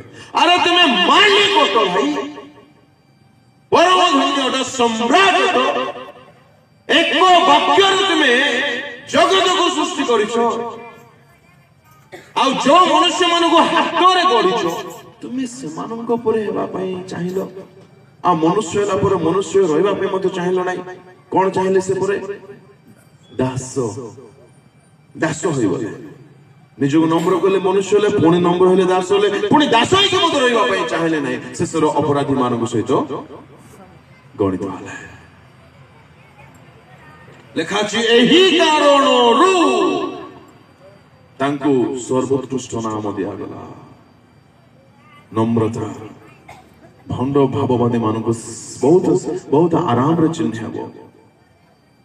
ପ୍ରଭୁଙ୍କ ଠାରେ ବହୁତ ପ୍ରେର କରନ୍ତୁ, ନହେଲେ ବହୁତ ଭୟଙ୍କର ଭାବରେ ଫସିଯିବେ ଆପଣ ମାନେ। ତେବେ ପ୍ରଥମେ ସେମାନଙ୍କ ଦ୍ୱାରା ଭ୍ରାନ୍ତିର ଶିକାର ହେବାର ସମ୍ଭାବନା ଅଛି। ଦ୍ୱିତୀୟରେ ଶୈତାନ ମଧ୍ୟ ଭ୍ରାନ୍ତି ଜନ୍ମାଏ, ପ୍ରବଞ୍ଚନା କରେ। ତୃତୀୟରେ ପ୍ରଥମ କରିନ୍ଥୀୟ ପଢିବା 3:18 ବହୁତ ଇଣ୍ଟରେଷ୍ଟିଂ କଥା, ଧ୍ୟାନପୂର୍ବକ ଶୁଣିବେ। କେହି ଆପଣଙ୍କୁ ପ୍ରବଞ୍ଚନା ନ କରୁ। ଯଦି କୌଣସି ଲୋକ ଏହି ଯୁଗରେ ତୁମ୍ଭମାନଙ୍କ ମଧ୍ୟରେ ଆପଣଙ୍କୁ ଜ୍ଞାନୀ ବୋଲି ମନେ କରେ, ତେବେ ସେ ଯେପରି ଜ୍ଞାନୀ ହୋଇପାରେ ଏଥିପାଇଁ ସେ ମୂର୍ଖ ହେଲା। କେହି ଆପଣଙ୍କୁ ପ୍ରବଞ୍ଚନା ନ କରୁ। ଜ୍ଞାନୀ ବୋଲି କେହି ଆପଣଙ୍କୁ ମନେ ନ କରୁ। ଆଜ୍ଞା ମୁଁ BA, BEd, MSc, PhD, doctorate କରିଛି। Thank you, praise Garh, hallelujah for that. ବହୁତ ଭଲ କରିଛନ୍ତି। କିନ୍ତୁ ତାହା ବାଇବଲ ଅନୁସାରେ ଆପଣଙ୍କୁ ଜ୍ଞାନୀ ବୋଲି କୁହାଯାଇ ପାରିବ ନାହିଁ। ଆପଣ ଜ୍ଞାନୀ ଅଟନ୍ତି ଜଗତ ହିସାବରେ। ବହୁତ ଭଲ। ଅନେକ ଭାବୁଛନ୍ତି ମୁଁ ପାଠ ପଢି ଦେଇଛି, ମୋ ପାଖରେ ଡିଗ୍ରୀ ଅଛି, ମୁଁ ଅନ୍ୟାନ୍ୟ ବିଷୟ ଶିଖିଛି, ତେବେ ମୁଁ ଜ୍ଞାନୀ। ସରି ସେ ଆପଣ ନୁହନ୍ତି। ଜଗତର କଣ ଲେଖା ଅଛି? ଯଦି କୌଣସି ଲୋକ ଏହି ଯୁଗରେ ତୁମମାନଙ୍କ ମଧ୍ୟରେ ଆପଣଙ୍କୁ ଜ୍ଞାନୀ ବୋଲି ମନେ କରେ, ତେବେ ସେ ଯେପରି ଜ୍ଞାନୀ ହୋଇପାରେ ଏଥିପାଇଁ। କି କଥା! କେଉଁମାନେ ଜ୍ଞାନୀ ବାଇବଲ ଅନୁସାରେ? ଆମେ ମାନେ ପ୍ରବଞ୍ଚନାରେ ନାହୁଁ ତ। ଏହା ହେଉଛି ପଏଣ୍ଟ, ମୂଳ ବିଷୟ ମନେ ରଖିବେ। ଯେହେତୁ ଯୀଶୁ ବାରମ୍ବାର କହିଲେ ଶେଷ ଦିନ ମାନଙ୍କର ଚିହ୍ନ, ମୁଁ ଆସିବା ପୂର୍ବରୁ ଏହା ଚିହ୍ନ ଅଟେ। ଲୋକମାନେ ଭ୍ରାନ୍ତିରେ ପଡିଯିବେ, ଭ୍ରାନ୍ତରେ ଥିବେ, ଜାଣି ପାରୁନଥିବେ। ସେଥିପାଇଁ ମୁଁ ଏଇ କଥାକୁ କହିବା ପାଇଁ ବହୁତ ଚାହିଁଲି। କୋଉମାନେ ଜ୍ଞାନୀ? ଡାନିଏଲ ଲେଖନ୍ତି 12:3 ପଢିବା।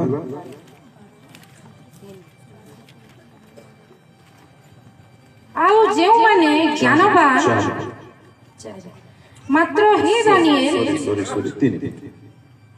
ଆଉ ଯେଉଁମାନେ ଜ୍ଞାନବାନ ସେମାନେ ଆକାଶର ଦୀପ୍ତିର ତୁଲ୍ୟ ଓ ଯେଉଁମାନେ ଅନେକଙ୍କୁ ଧର୍ମର ପ୍ରତି ଫେରାଇ ଆଣନ୍ତି ସେମାନେ ତାରାଗଣର ତୁଲ୍ୟ ଅନନ୍ତ କାଳ ଯେଉଁମାନେ ଅନେକଙ୍କୁ ଧର୍ମର ପ୍ରତି ଫେରାଇ ଆଣନ୍ତି ସେମାନେ ବାଇବଲ ଅନୁସାରେ ଜ୍ଞାନୀ ଅଟନ୍ତି।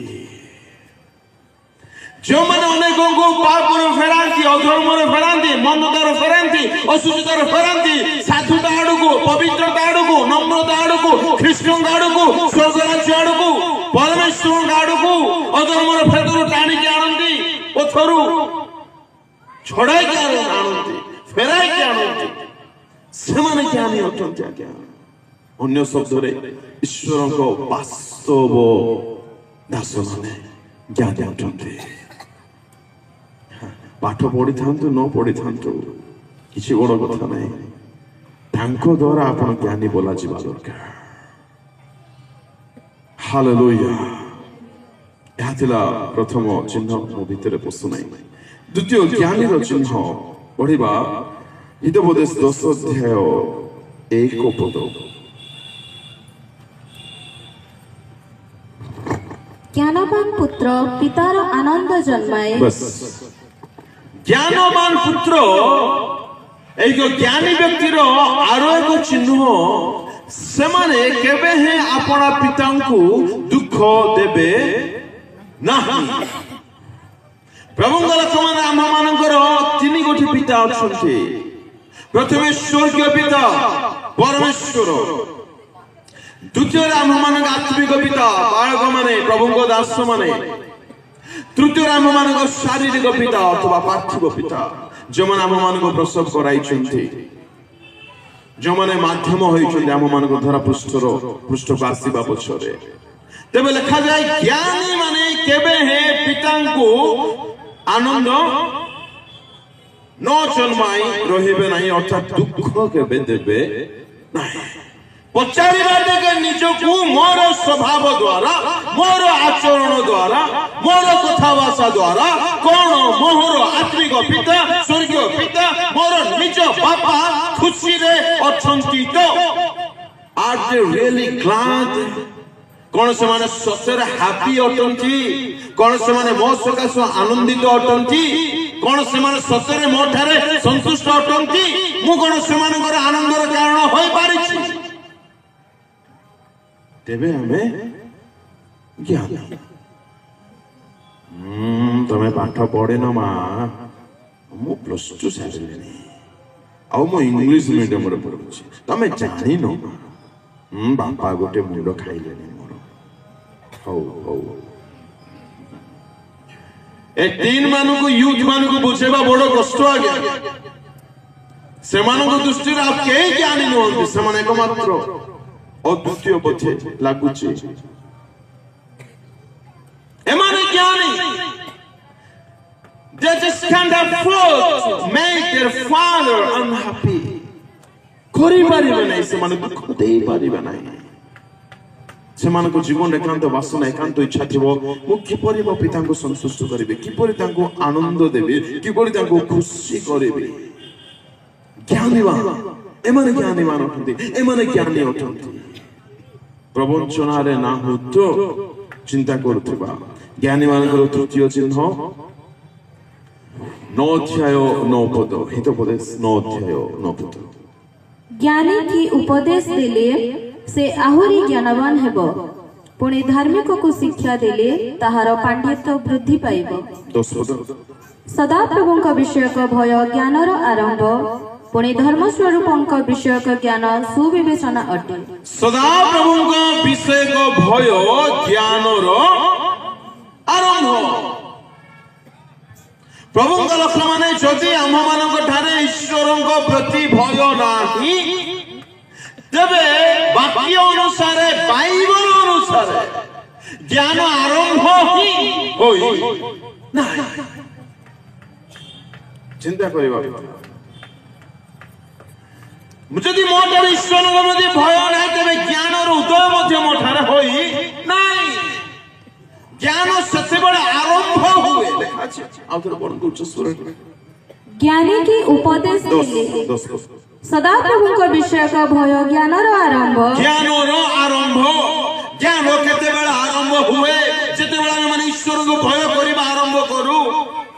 ମୁଁ ଈଶ୍ୱରଙ୍କୁ ଭୟ କରୁଅଛି କେବା କରୁନାହିଁ। ହାଉ ୱିଲ୍ ଆଇ ନୋ ଇଟ୍? ମୁଁ କିପରି ଜାଣିବି?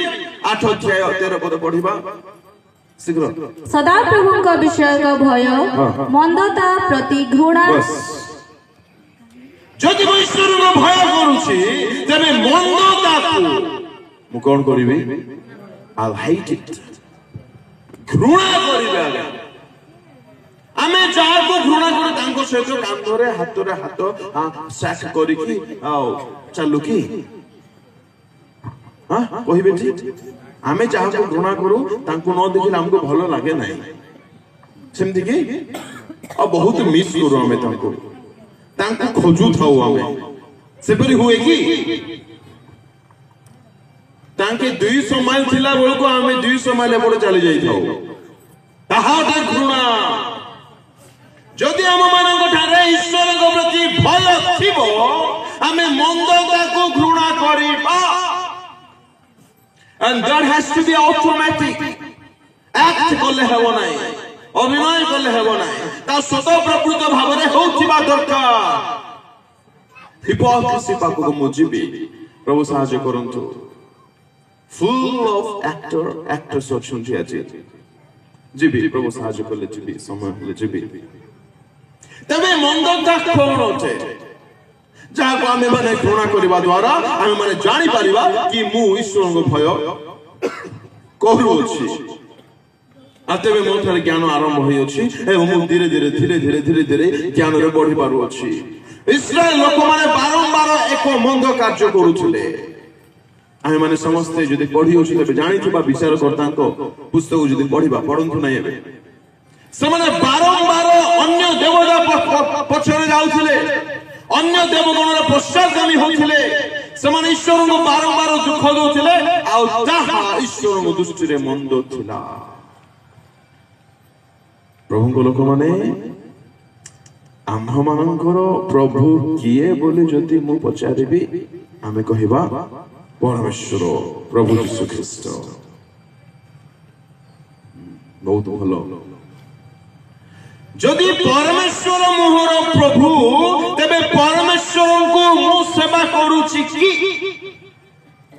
ଆକ୍ଚୁଆଲି ପ୍ରଭୁ ଆଉ ପ୍ରଭୁଙ୍କୁ ଯେ ପାଳନ କରୁଛି ତା ବିଷୟରେ ଟିକେ ପଢିବାଟି ରୋମିଓ 6 ଅଧ୍ୟାୟ। ମୁଁ କାଳେ ପ୍ରବଞ୍ଚନାରେ ନାହିଁ ତ ଏହା ହେଉଛି ଆମମାନଙ୍କ ବିଷୟ। ରୋମିଓ 6:16। ମୃତ୍ୟୁଜନକ ପାପ କିମ୍ବା ଧାର୍ମିକତା ଜନକ ଆଜ୍ଞା ବହତା ଏହା ମଧ୍ୟରୁ ଯାହା ନିକଟରେ ତୁମ୍ଭେମାନେ ଆଜ୍ଞାବହ ହେବା ନିମନ୍ତେ ଆପଣ ଆପଣାକୁ ଦାସ ରୂପେ ସମର୍ପଣ କର। ଅର୍ଥାତ୍ ଯାହାର ଆଜ୍ଞା ପାଳନ କର ତାହାର ଯେ ତୁମ୍ଭେମାନେ ଦାସ ଅଟ ଏହା କଣ ଜାଣ ନାହିଁ? ତୁମ୍ଭେ ଯାହାର ଆଜ୍ଞା ପାଳନ କର, ଯାହାର କଥା ପାଳନ କର, ସେ ତୁମର ପ୍ରଭୁ। ବୁଝା ପଡୁଛି? ତେବେ ପଚାରିବା ନିଜକୁ, ମୁଁ କଣ ପରମେଶ୍ୱର ଜିହୋବା ସଦାପ୍ରଭୁଙ୍କର କଥା ଅଥବା ଆଜ୍ଞାକୁ ମାନୁଅଛି ତ? Who is my God? କିଏ ମୋର ପ୍ରଭୁ? ମୁଁ ଯାହାର କଥା ଶୁଣେ ସେ ମୋର ପ୍ରଭୁ। ବାଇବଲ ଅନେକ ପ୍ରଭୁଙ୍କ ବିଷୟରେ ଲେଖା ଅଛି, ଅନେକ ପ୍ରତିମାଙ୍କ ବିଷୟରେ ଲେଖା ଅଛି, ଅନେକ ଦେବତାଙ୍କ ବିଷୟରେ ଲେଖା ଅଛି। ପ୍ରଥମ ଥେସଲୋନିକେ 1:9 ଅନୁସାରେ ସେମାନେ ପ୍ରତିମା ଠାରୁ ଫେରିଲେ ଈଶ୍ୱରଙ୍କ ନିକଟକୁ। କେଉଁ ପ୍ରତିମା, କେଉଁ ଦେବତା, କେଉଁ ପ୍ରଭୁଙ୍କ ଠାରୁ ସେମାନେ ଫେରିଲେ?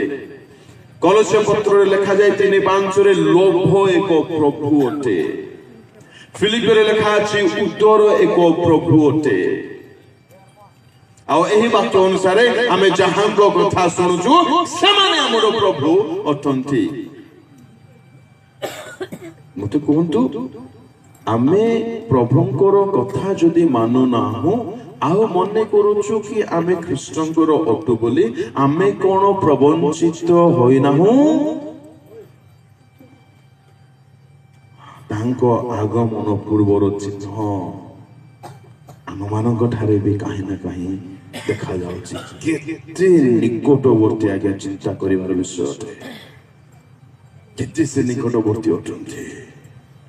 ଭୟ ଯଦି ଥିବ ମନ୍ଦକୁ ଘୃଣା କରିବେ, ଭୟ ଯଦି ଥିବ ତାଙ୍କ ଜ୍ଞାନ ମୋ ଠାରେ ଆସିଯିବ, ତେବେ ମୁଁ ଜ୍ଞାନୀ ବୋଲି ମନେ କରିବା ଠିକ ହବ। ଏହା ଥିଲା ତୃତୀୟ ସାଇନ୍। ଚତୁର୍ଥ ସାଇନ୍ ପଢିବା 18 ଅଧ୍ୟାୟ ହିତୋପଦେଶ 15 ପଦ। ଜ୍ଞାନୀ ବୋଲି ମନେ କରି ଅନେକ ଆଜି ପ୍ରବଞ୍ଚିତ ହୋଇଛନ୍ତି। ବୁଦ୍ଧିମାନର ମନ ଜ୍ଞାନ ଉପାର୍ଜନ କରି ପୁଣି ଜ୍ଞାନୀର କର୍ଣ୍ଣ ଜ୍ଞାନ ଖୋଜେ। ଜ୍ଞାନୀର କର୍ଣ୍ଣ କଣ ଖୋଜେ? ମାଇକ୍ରୋ କୁହନ୍ତୁ। ଜ୍ଞାନ ଖୋଜେ। ଜ୍ଞାନୀର କର୍ଣ୍ଣ ସବୁବେଳେ ଜ୍ଞାନକୁ ଖୋଜିବ। ହୁ ଇଜ ଦ ଜ୍ଞାନ? କିଏ ଅଟନ୍ତି ସେ ଜ୍ଞାନ? ଯାହାକୁ ଜ୍ଞାନୀ ସବୁବେଳେ ଖୋଜୁଥିବ, ତାର କାନ ସବୁବେଳେ ତାଙ୍କ ଉପରେ ଥିବ, ସବୁବେଳେ ତାର ଅନୁସନ୍ଧାନର ବିଷୟ ସେ ଥିବେ। କିଏ ସେ ଜ୍ଞାନ?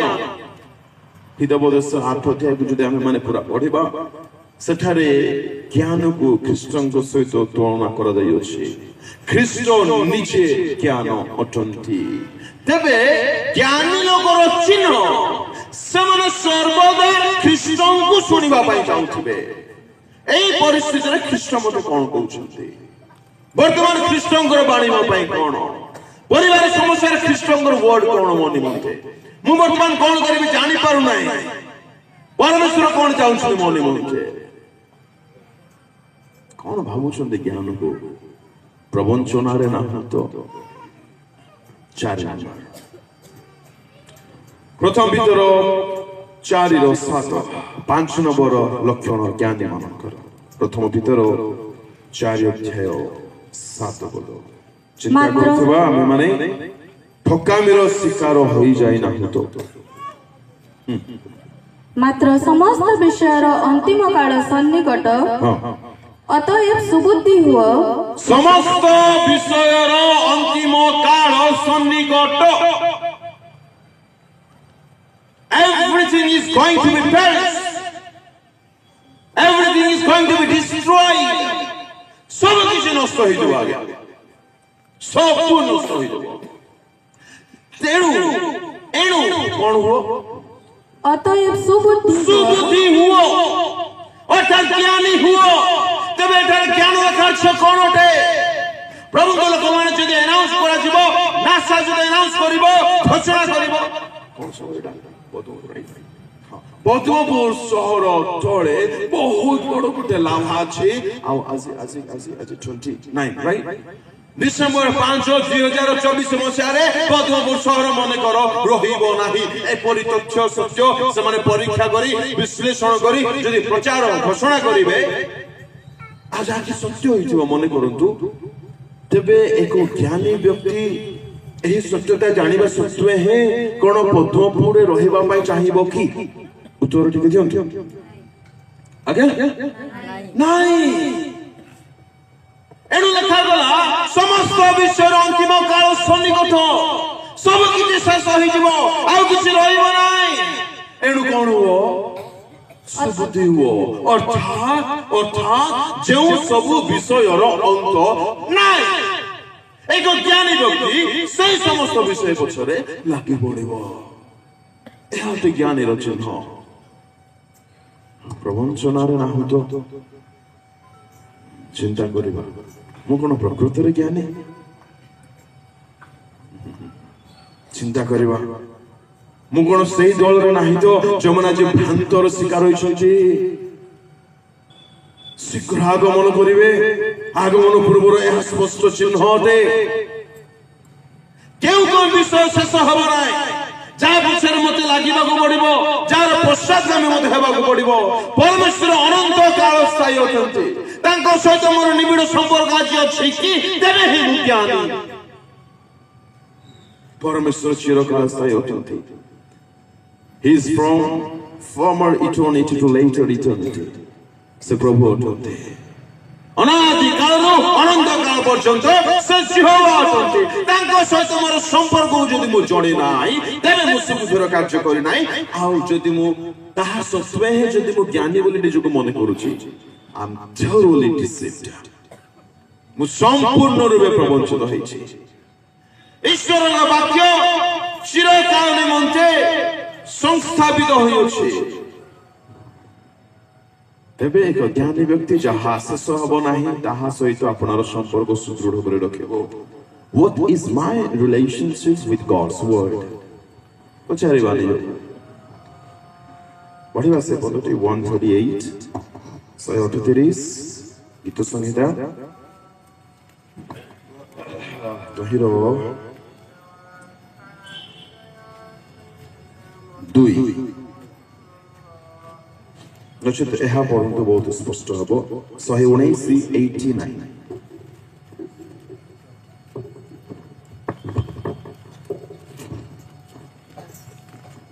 119:89 हे सदाप्रभु तुंभ वाक्य अनंत काल निमंते स्वर्गरे संस्थापित अछि अनंत काल निमंते तुंभ वाक्य रखा जाइछे सब कुछ शेष हब वाक्य शेष हब नहीं एथिपाई बुद्धिमान व्यक्ति वाक्य सहित वाक्य को हृदय रखिबो वाक्य द्वारा बंचिबो वाक्य बारे किछ करिबो नहीं जे जो वाक्य केबे लोप पाइ नहीं पाइबो ना पचारिबा निजको मोर जीवन कोन सही परि अछि तो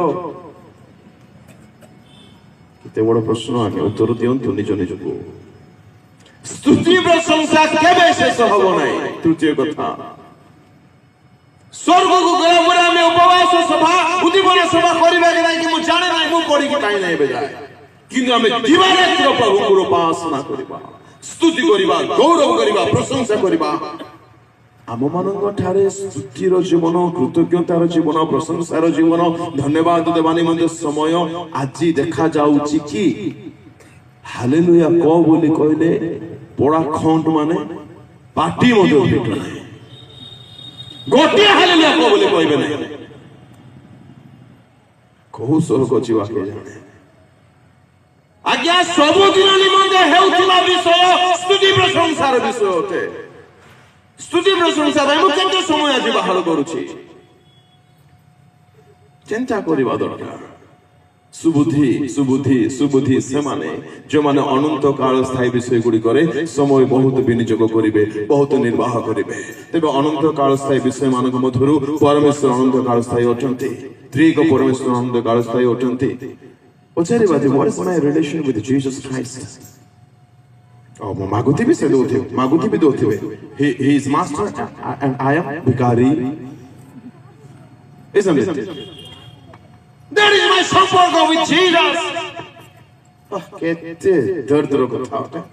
एथिबे से रक्त देले, मुदांगो Maguti भी से दोते वे, Maguti भी दोते वे. एथिबे मार खाइले, एथिबे प्रहार करले. Christian life primarily is a life of love, deeper love, relationship with our Creator. That is Christian जीवन अच्छी की मोहर please take God's word for yourself निजो पाई वाक्य सुनंतु का पाई सुनंतु नहीं बुद्धिमान बुद्धिमान बुद्धिमान बोले अनेक मने करंतु निजो ज्ञानीवान बोली केउ ज्ञान राजा में ज्ञानी सब शेष होई जबा आज्ञा अनंत काल स्थायी विषय गुडी को मोठ राज केते मात्रा रे देखा जाबो छी सब शेष होबो प्रेम प्रेम शेष हेबो नाही प्रथम कोरिन्थ 13:8 पढन्तु शीघ्र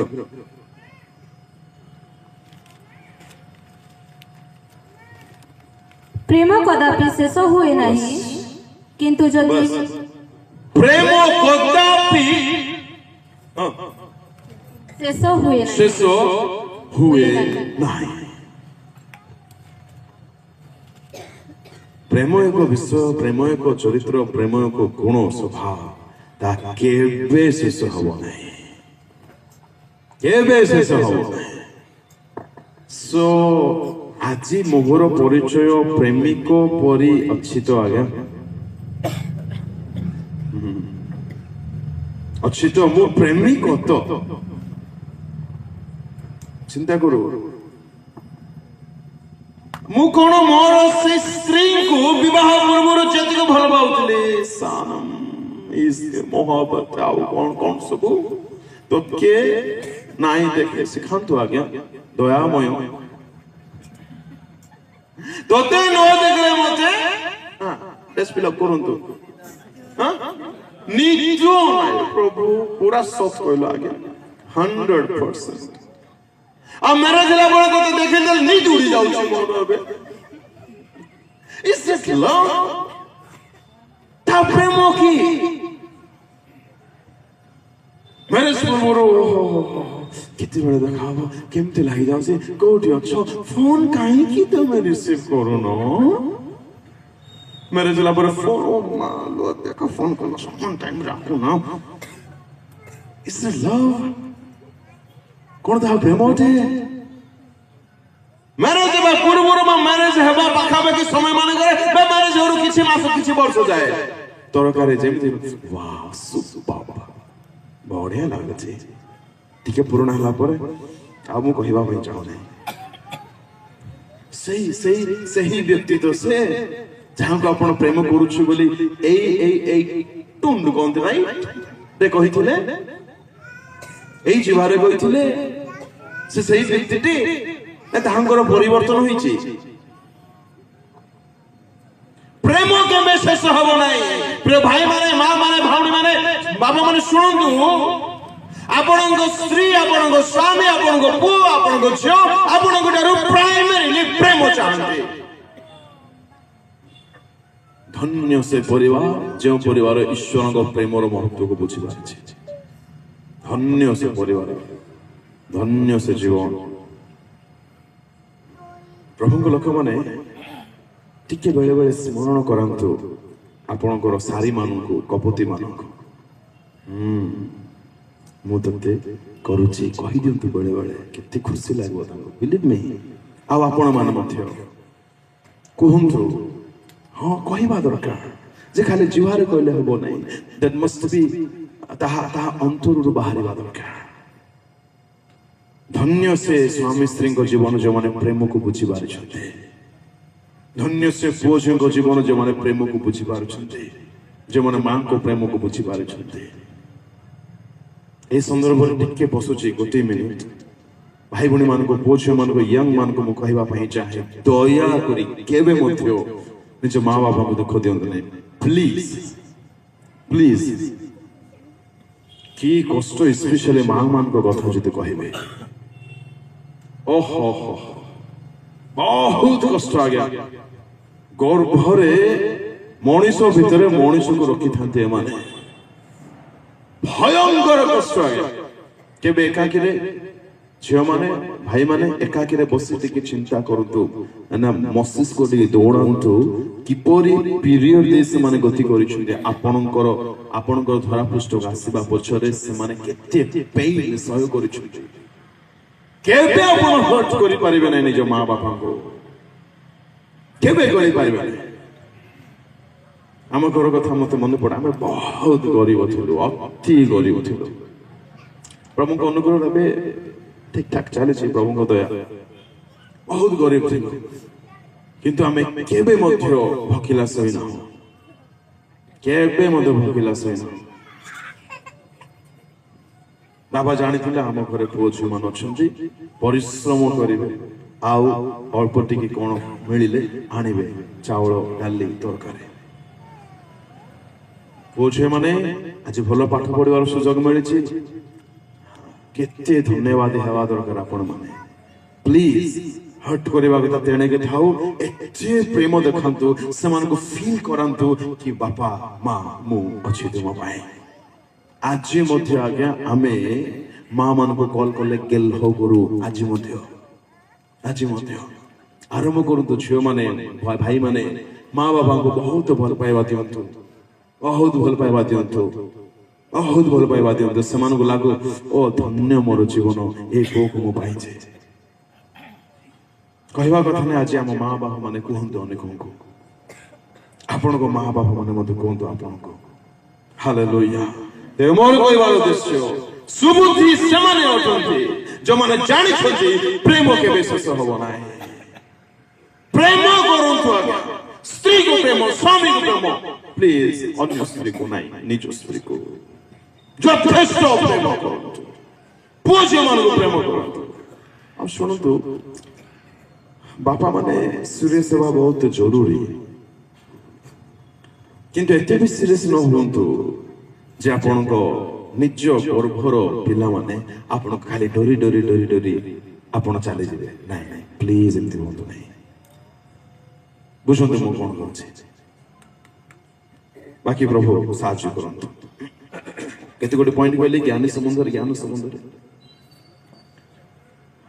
ମନେ ନାହିଁ କେତୋଟି କଣ କୁହନ୍ତୁ ନମ୍ବର 1 ଅନ୍ୟମାନଙ୍କୁ ଫେରାଇ ଆଣନ୍ତି ଆଉ ପିତାଙ୍କ ଆନନ୍ଦର କାରଣ ହୁଅନ୍ତି ଈଶ୍ୱରଙ୍କୁ ଭୟ କରନ୍ତି ମନ୍ଦକୁ ଘୃଣା କରନ୍ତି ଆଉ ଜ୍ଞାନକୁ ଖୋଜନ୍ତି ଅର୍ଥାତ୍ ଖ୍ରୀଷ୍ଟଙ୍କୁ ଖୋଜନ୍ତି ପ୍ରଭୁ ଯୀଶୁଙ୍କୁ ଖୋଜନ୍ତି ଆଉ ଯାହା ଯାହା ଶେଷ ହୁଏ ସେଥିରେ ଧ୍ୟାନ ଦିଅନ୍ତି ନାହିଁ ମୁଁ ଆରମ୍ଭରୁ ଯେମିତି କହିଥିଲି ଏହି ଶରୀର କ୍ଷୟଣୀୟ ଅଟେ ଏହା ପଛରେ ବେଶୀ ପାଗଳ ହୁଅନ୍ତୁ ନାହିଁ ଆତ୍ମିକ ଶରୀର କେବେ କ୍ଷୟ ପାଇବ ନାହିଁ ଜ୍ଞାନୀ ବ୍ୟକ୍ତି ଏହି ଶରୀର ପାଇଁ ବେଶୀ ଧ୍ୟାନ ଦେବ ନାହିଁ ହଁ କେୟାର କରିବ ନାହିଁ ତାହା ମୁଁ ଜମା କହ ନାହିଁ ନିଶ୍ଚୟ ପାରୁ ପର୍ଯ୍ୟନ୍ତ ଆପଣ ଯତ୍ନ ନିଅନ୍ତୁ କିନ୍ତୁ ଚିନ୍ତାରେ ଭାଙ୍ଗି ପଡ଼ନ୍ତୁ ନାହିଁ ଏହା ଥିଲା 3 ନମ୍ବର କଥା ଜ୍ଞାନୀ ବୋଲି ଲୋକମାନେ ପ୍ରବଞ୍ଚିତ ହୁଅନ୍ତି 4 ନମ୍ବର ବିଷୟ ପଢିବା ପ୍ରଥମ କରିନ୍ଥୀୟ 6 ଅଧ୍ୟାୟ 9 ପ୍ରଥମ କରିନ୍ଥୀୟ 6:9 ପ୍ରବଞ୍ଚନାର ଆର ଏକ ବିଷୟ ଅବା ଅଧାର୍ମିକ ମାନେ ଯେ ଈଶ୍ୱରଙ୍କ ରାଜ୍ୟର ଅଧିକାରୀ ହେବେ ନାହିଁ ଅଧାର୍ମିକ ମାନେ ଯେ ଈଶ୍ୱରଙ୍କ ରାଜ୍ୟର ଅଧିକାରୀ ହେବେ ନାହିଁ ଏହା କି ତୁମ୍ଭେ ମାନେ ଜାଣ ନାହିଁ ଏଣୁ ଭ୍ରାନ୍ତ ହୁଅ ନାହିଁ ଅଧାର୍ମିକ ମାନେ ଯେଉଁମାନେ ପାପ ସହିତ ଜୀବନ ଯାପନ କରୁଛନ୍ତି ପାପ ସହିତ ସାଲିସ କରି ବଞ୍ଚୁଛନ୍ତି କମ୍ପ୍ରମାଇଜ ଲାଇଫ ଅତିବାହିତ କରୁଛନ୍ତି ଆଉ ମନେ କରୁଛନ୍ତି once upon a time I got water baptized ମୁଁ ଜଳରେ ବାପ୍ତିସ୍ମ ନେଇଛି ଆଉ ମଣ୍ଡଳୀର ସଭ୍ୟରେ ତାଲିକାରେ ମୋର ନାମ ଅଛି ଆଉ ମୁଁ ବର୍ତ୍ତମାନ ମଧ୍ୟ ଗିର୍ଜାକୁ ଯାଉଛି ମୁଁ ପରିତ୍ରାଣ ପାଇସାରିଛି ନାହିଁ ଆଜ୍ଞା that might be ପାଇଥିବେ ଠିକ ଅଛି praise the Lord ଭଲ କଥା କିନ୍ତୁ ପରିତ୍ରାଣ ଥରେ ପାଇଲା ପରେ ଆଉ ମୁଁ ତ ଦରକାର ନାହିଁ ପରିତ୍ରାଣର କାମ ଏପରି ଅନେକ ରହିଯାଇଛନ୍ତି ଅଧାର୍ମିକ ମାନେ ଅର୍ଥାତ୍ ଯେଉଁମାନେ ପାପରେ ଥିବେ ତଳେ ଅନେକ ପାପ କଥା ଲେଖା ଅଛି ପଢନ୍ତୁ ସିଷ୍ଟର ଭ୍ରାନ୍ତ ହୁଅ ନାହିଁ ତାପରେ ଜଲ୍ଦି व्यभिचारी की प्रतिमा पूजक की पारदानिक की स्त्रीवत आचारी की भूमैथुनकारी की चोर की धनलोभी की मतुआल की निंदक की परद्रव्य लुंठनकारी एमाने ईश्वरଙ୍କ राज्यर अधिकारी हेबे नाही प्रभुଙ୍କ ଲୋକମାନେ ଏଠାରେ ସ୍ପଷ୍ଟ ଲେଖା ଅଛି ଯଦି ପାପ ଏହି ସକଳ ପାପ ଯଦି ଆମମାନଙ୍କ ଠାରେ ପରିତ୍ରାଣ ପାଇଲା ଉତ୍ତାରେ ମଧ୍ୟ ସ୍ଥାନ ପାଇଛି ତେବେ ଆମେମାନେ ଈଶ୍ୱରଙ୍କ ରାଜ୍ୟରେ ପ୍ରବେଶ କରିପାରିବା ନାହିଁ ଆଉ ଯଦି ଭାବୁଛୁ ମୁଁ ବାପ୍ତିସ୍ମ ନେଇଯାଇଛି ମଣ୍ଡଳୀର ସଭ୍ୟ ଅଟେ ମୁଁ ବର୍ତ୍ତମାନ ସ୍ୱର୍ଗ ଆଡ଼କୁ ଆଗମନ କରୁଛି ମୁଁ ରାସ୍ତାରେ ଅଛି ନାହିଁ ଜମା ନାହିଁ ଦୟାକରି ଭ୍ରାନ୍ତରେ ରୁହନ୍ତୁ ନାହିଁ ପ୍ଲିଜ ଭ୍ରାନ୍ତରେ ରୁହନ୍ତୁ ନାହିଁ ତା ପ୍ରଥମ ପରିତ୍ରାଣ ଜଷ୍ଟିଫାଇଡ ହେଲେ ଆପଣ ମାନେ ଧାର୍ମିକ ଗଣାଗଲେ ଖ୍ରୀଷ୍ଟଙ୍କ ରକ୍ତର ବ୍ୟବହାର କରିବା ଦ୍ୱାରା ଆପଣମାନଙ୍କର ପାପ ମୋଚନ ହେଲା ପ୍ରେଜ୍ ଦ ଲର୍ଡ ହାଲେଲୁୟା ସେଥିପାଇଁ ପ୍ରଭୁଙ୍କର ଗୌରବ ଯୀଶୁଙ୍କର ଜୟ ଠିକ ଅଛି ସେଥିପାଇଁ କିନ୍ତୁ આ ତିନି ଭାଗରେ ବିଭକ୍ତ ଅଛି ପ୍ରାଇମେରିଲି ତା ପ୍ରଥମ ଥିଲା କିନ୍ତୁ ବର୍ତ୍ତମାନ ମଧ୍ୟ ଆମମାନଙ୍କୁ ଡେ ଟୁ ଡେ ଲାଇଫରେ ପ୍ରତିନିତ୍ୟ ଆମମାନଙ୍କର ପାପ ନିମନ୍ତେ ଅନୁତାପ କରିବାକୁ ପଡିବ ଏଭ୍ରି ସିଙ୍ଗଲ ଡେ ପ୍ରତିଦିନ ଆମକୁ କ୍ଷମା ମାଗିବାକୁ ପଡିବ ହଁ କେବେ ମନ ପରିବର୍ତ୍ତନ କରିଦେଇଥିଲେ ଆଜି ମୋତେ ଫେରିବାର ଆବଶ୍ୟକତା ନାହିଁ ତାହା ବାସ୍ତବ ମନ ପରିବର୍ତ୍ତନ ନୁହେଁ repentance is a daily task ପ୍ରତିଦିନର କାର୍ଯ୍ୟ ଅଟେ ଆଜ୍ଞା ଯେହେତୁ ଆମେ ମାନେ ଜାଣି ନ ଜାଣି ଆମମାନଙ୍କ ଅଜାଣତାର ଅନେକ ପାପ ଆମେ ମାନେ କରି ବସୁ ଆଉ ସେଥି ନିମନ୍ତେ ଆମେ ମାନେ ସାଇଣ୍ଟିଫିକେସନ ଆମ ମାନଙ୍କୁ ନିଡ୍ ଅଛି ଯାହାକି ପ୍ରତିଦିନ ଆମ ମାନଙ୍କୁ କରିବାକୁ ପଡିବ ତାହା ଗୋଟେ ପ୍ରୋସେସ ଅଟେ ଡେ ଟୁ ଡେ ପ୍ରୋସେସ ଅଟେ ଡେଲି କ୍ଷମା ମାଗିବାକୁ ପଡିବ ଡେଲି ଅନୁତାପ କରିବାକୁ ପଡିବ ଡେଲି ଫେରିବାକୁ ପଡିବ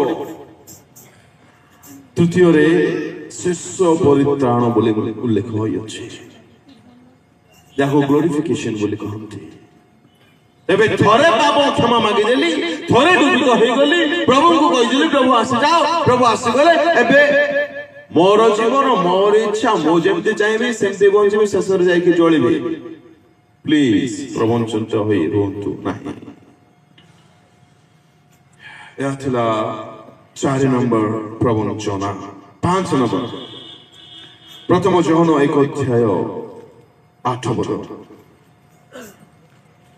ପ୍ରଥମ ଯୋହନ 1:8 ଆମ୍ଭମାନଙ୍କର ପାପ ନାହିଁ ଆମ୍ଭମାନଙ୍କର ପାପ ନାହିଁ ଏହା ଯଦି କହୁ ତାହା ହେଲେ ଆପଣ ଆପଣଙ୍କୁ ପ୍ରବଞ୍ଚନା କରୁ ପ୍ରଭୁଙ୍କ ଲୋକମାନେ 2 ଦିନ ଫାଷ୍ଟିଂ କଲେ 2 ଦିନ ବାକ୍ୟ ଶୁଣିଲେ 2 ଦିନ ଗୀର୍ଜା କଲେ 2 ଦିନ ଆକ୍ଟିଭ ହେଲେ 2 ଦିନ ବାଇବଲ ପଢିଲେ ଆପଣମାନଙ୍କ ଘରେ ପବିତ୍ରତା ନିଶ୍ଚୟ ଭାବରେ ଆସିବ ତେବେ ତାର ମତଲବ ଏହା ନୁହେଁ ଯେ ଆପଣଙ୍କ ଠାରେ ପାପ ନାହିଁ ବୁଝିବା ପାଇଁ ଟିକେ ଅଡ ଲାଗିବ କିନ୍ତୁ ଧ୍ୟାନ ଦେଲେ ବୁଝିପାରିବେ sin is very subtle ଏହା ଅତି ସୂକ୍ଷ୍ମ ଅଟେ କିପରି ଶୁଣନ୍ତୁ 2-4ଟା ସିନ୍ କଥା କହୁଛି ପାପର ନାଁ ନେବେ ଚିନ୍ତା କରିବେ ବୁଝିଯିବେ ଧନ୍ୟ ହେଇଯିବେ ଆପଣ ମାନେ ପାପ ନାହିଁ ବୋଲି କେବେ କୁହନ୍ତୁ ନାହିଁ ମୁଁ ପବିତ୍ର ହେଇଗଲି ମତେ ଖାଲି ଯିବାର ବାକ୍ୟ ଅଛି ନା ଏପରି କେବେ କୁହନ୍ତୁ ନାହିଁ ମୁଁ ଏହା କଣ୍ଡେମ୍ କରୁନାହିଁ କି ଆପଣ ମାନେ ପାପୀ ଅବସ୍ଥା ଅପରାଧୀ ଆପଣ ମାନେ ଗଲେ ନା ମୁଁ ତାହା କହୁନାହିଁ ଭାବବାଦୀ ଜିସାୟ যে পর্যন্ত ঈশ্বরଙ୍କ পবিত্রতার দর্শন କରି নଥିଲେ ସେ ପର୍ଯ୍ୟନ୍ତ ସେ ବି ଭାବୁଥିଲେ I am the man of God I am a prophet ମୁଁ ঈশ্বରଙ୍କ ଭାବବାଦୀ ଅଟେ the day ଯେଉଁ ଦିନ ସେ ଈଶ୍ୱରୀୟ ପବିତ୍ରତାର ଦର୍ଶନ କଲେ କଣ କହୁଛନ୍ତି ନିଜକୁ ହାୟ ଅଶୁଚି ଓଷ୍ଠାଧର ବିଶିଷ୍ଟ ପ୍ରାଣୀ ଯେ ମୁଁ unless you study the holiness of God, you cannot see how wretched you are. भाई बुझी पाइले जो पर्यंत ईश्वर को पवित्रता की प्रकार होते आज्ञा या सामने रे याकू रखिले हेबो की यार पाप जणा पड़िबो की नाय ईश्वर को पवित्रता आसंदा काली की कहिबे स्वर्ग राज्य निमंते प्रस्तुत होगा पवित्रतार आवश्यकता प्लीज डोंट मिस इट बहुत बहुत बहुत इंपोर्टेंट टॉपिक हबो एनीवे तो जिसाइटा जानिले सते बेले से निजर ट्रू कंडीशन को जानिबा को पारुछंदी जे मोठारे किछि भूल अछि हां पाउलो कहउछंदी जीवनर शेष समय आडको पढिबा प्रथम दिमते 1:15 शीघ्र पढंतु Hallelujah.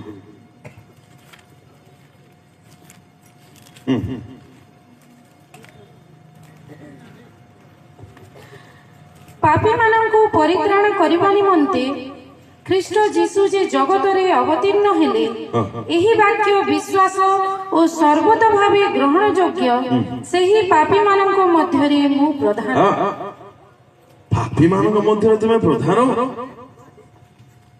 কি কথা আজ্ঞা তুমি কেମିତି ପାପୀ ମାନଙ୍କ ମଧ୍ୟରେ ପ୍ରଧାନ କିପରି ଏହା ସମ୍ଭବ ଅଟେ ପ୍ରଭୁଙ୍କ ଲୋକମାନେ ଯେତେବେଳେ ଆପଣ ଜାଣିବେ ପରମେଶ୍ୱର କି ପ୍ରକାର ଶୋଭନୀୟ ଅଟନ୍ତି କି ପ୍ରକାର ତାଙ୍କର ପବିତ୍ରତା ଅଟେ ପବିତ୍ରତାର ସେ କି ପ୍ରକାର ଶିଖ ଅଟନ୍ତି ଯଦି ଦେଖିବେ ଷ୍ଟଡି କରିବେ ମେଡିଟେଟ୍ କରିବେ about God's holiness ଆପଣ କେବେ ମଧ୍ୟ ଚିନ୍ତା ବି କରିପାରିବେ ନାହିଁ ଯେ ମୁଁ ଠିକ ହେଇଗଲି ମୁଁ ସଜାଡ଼ି ହେଇଗଲି ମୁଁ ପବିତ୍ର ହେଇଗଲି ବୋଲି ସେଇ କଥା ପାଉଲ କହୁଛନ୍ତି ସେ ଆରମ୍ଭରୁ କହିଲେ ମୁଁ ପୀଡ଼ିତମାନଙ୍କ ମଧ୍ୟରୁ କ୍ଷୁଦ୍ରତମ ବୋଲି ତାପରେ ଆଉ ପରେ ସେ କହିଲେ ମୁଁ କ୍ଷୁଦ୍ର ଈଶ୍ୱରଙ୍କ ଦାସ ସେବକ ବୋଲି ଶେଷରେ କହୁଛନ୍ତି ମୋ ଦାସ ନାଇଁ କି ମୁଁ ପୀଡ଼ିତ ମାନଙ୍କ ମଧ୍ୟ ସହିତ ଗଣା ଯିବାର ଯୋଗ୍ୟ ନୁହେଁ, ମୁଁ ବର୍ତ୍ତମାନ ପ୍ରଧାନ ପାପୀ। ପ୍ରଭୁଙ୍କ ଲୋକମାନେ ଶୁଣନ୍ତୁ, ଜୀବନରେ ଯଦି କେବେ ଏହି ଭାବ ଆପଣଙ୍କ ଅନ୍ତରରେ ଜାତ ହୋଇନାହିଁ, ମୋ ଠାରୁ ଘଟିଆ ଇନସାନ ଆଉ କେହି ନାହାନ୍ତି in terms of sinning, ତେବେ ଆପଣ ଜାଣିପାରେ ନାହାନ୍ତି ପରମେଶ୍ୱରଙ୍କ ପବିତ୍ରତା କିପରି, ପରମେଶ୍ୱର କିପରି ପବିତ୍ର ଅଟନ୍ତି। ବଡ ଲାଇଟ୍ ଆଗରେ ନିଜକୁ ଦେଖିବା ଦରକାର। ଆପଣ ଅନ୍ଧାର ଘରେ ଏଇ ଦୀପଟା ଜାଳିଦେବେ, ତା ପଛପଟେ କି ଆଗର ଅଇନା ରଖିଦେବେ ଆଉ ଦେଖିବେ ମତେ ସବୁ ଠିକ ଠାକ, ଓକେ, ତା ଠିକ ହବ କି? ଜମା ଠିକ ହବ ନାହିଁ। ସେଇ ଦୁଇଟା ଲାଇଟ୍, ସେଇଟା 3, ଏଇଟା 4, ଏଇଟା 5, ଏଇଟା 6, ସେଇଟା 7, ଆଉ କୁଆଡେ କୁଆଡେ ଥିବ ଯୋଗାଡ଼ କରନ୍ତୁ, ଚାରିପଟେ ଲଗାନ୍ତୁ, ଉଜ୍ଜଳ ଆଲୋକରେ ରୁହନ୍ତୁ, ତା ସାମ୍ନାରେ ସଫା ସ୍ୱଚ୍ଛ କାଚ ରଖନ୍ତୁ, ତାପରେ ଦେଖିନ୍ତୁ। ସେଇଠି ଜଣା ପଡିବ ଆପଣ ମାନଙ୍କ ଗାଲରେ, ଆଖିରେ, କାନରେ, ନାକରେ, ବଦନରେ କିଛି ଲାଗିଛି ନା ଲାଗିନାହିଁ। ହାଲେଲୁୟା। ପାପ ନାହିଁ ବୋଲି କୁହନ୍ତୁ ନାହିଁ। 3-4ଟା ପାପ କଥା କହିଲେ। ନମ୍ବର 1, ଈର୍ଷା। ପ୍ରଭୁଙ୍କ ଲୋକମାନେ ଅନ୍ୟ ମାନଙ୍କର ଉନ୍ନତି ଦେଖିଲା ବେଳକୁ Praise the Lord, Father, I thank you, ତୁମେ ତାଙ୍କୁ ଉନ୍ନତି ଦଉଛ। ଭୁଲରେ କେବେ ଆକ୍ଟିଂ ରେ ନାହିଁ, ଖାଲି ପାଟିରେ ହେଲେ ହବ ନାହିଁ, ସରି ହୃଦୟରେ ହେବା ଦରକାର। ହୃଦୟରେ ହେବା ଦରକାର। ଯଦି ତାହା ହେଉନାହିଁ, ଆପଣ ଭିତରେ ଭିତରେ ଆକୁ କାହିଁକି ପ୍ରଭୁ ଆଶୀର୍ବାଦ କଲେ? What is that? ଈର୍ଷା। ଏଣୁ କୁହାଗଲା ପାପ ନାହିଁ ବୋଲି କୁହ ନାହିଁ ବୋଲି। ବହୁତ ସୂକ୍ଷ୍ମ ଅଟେ ଆଜ୍ଞା।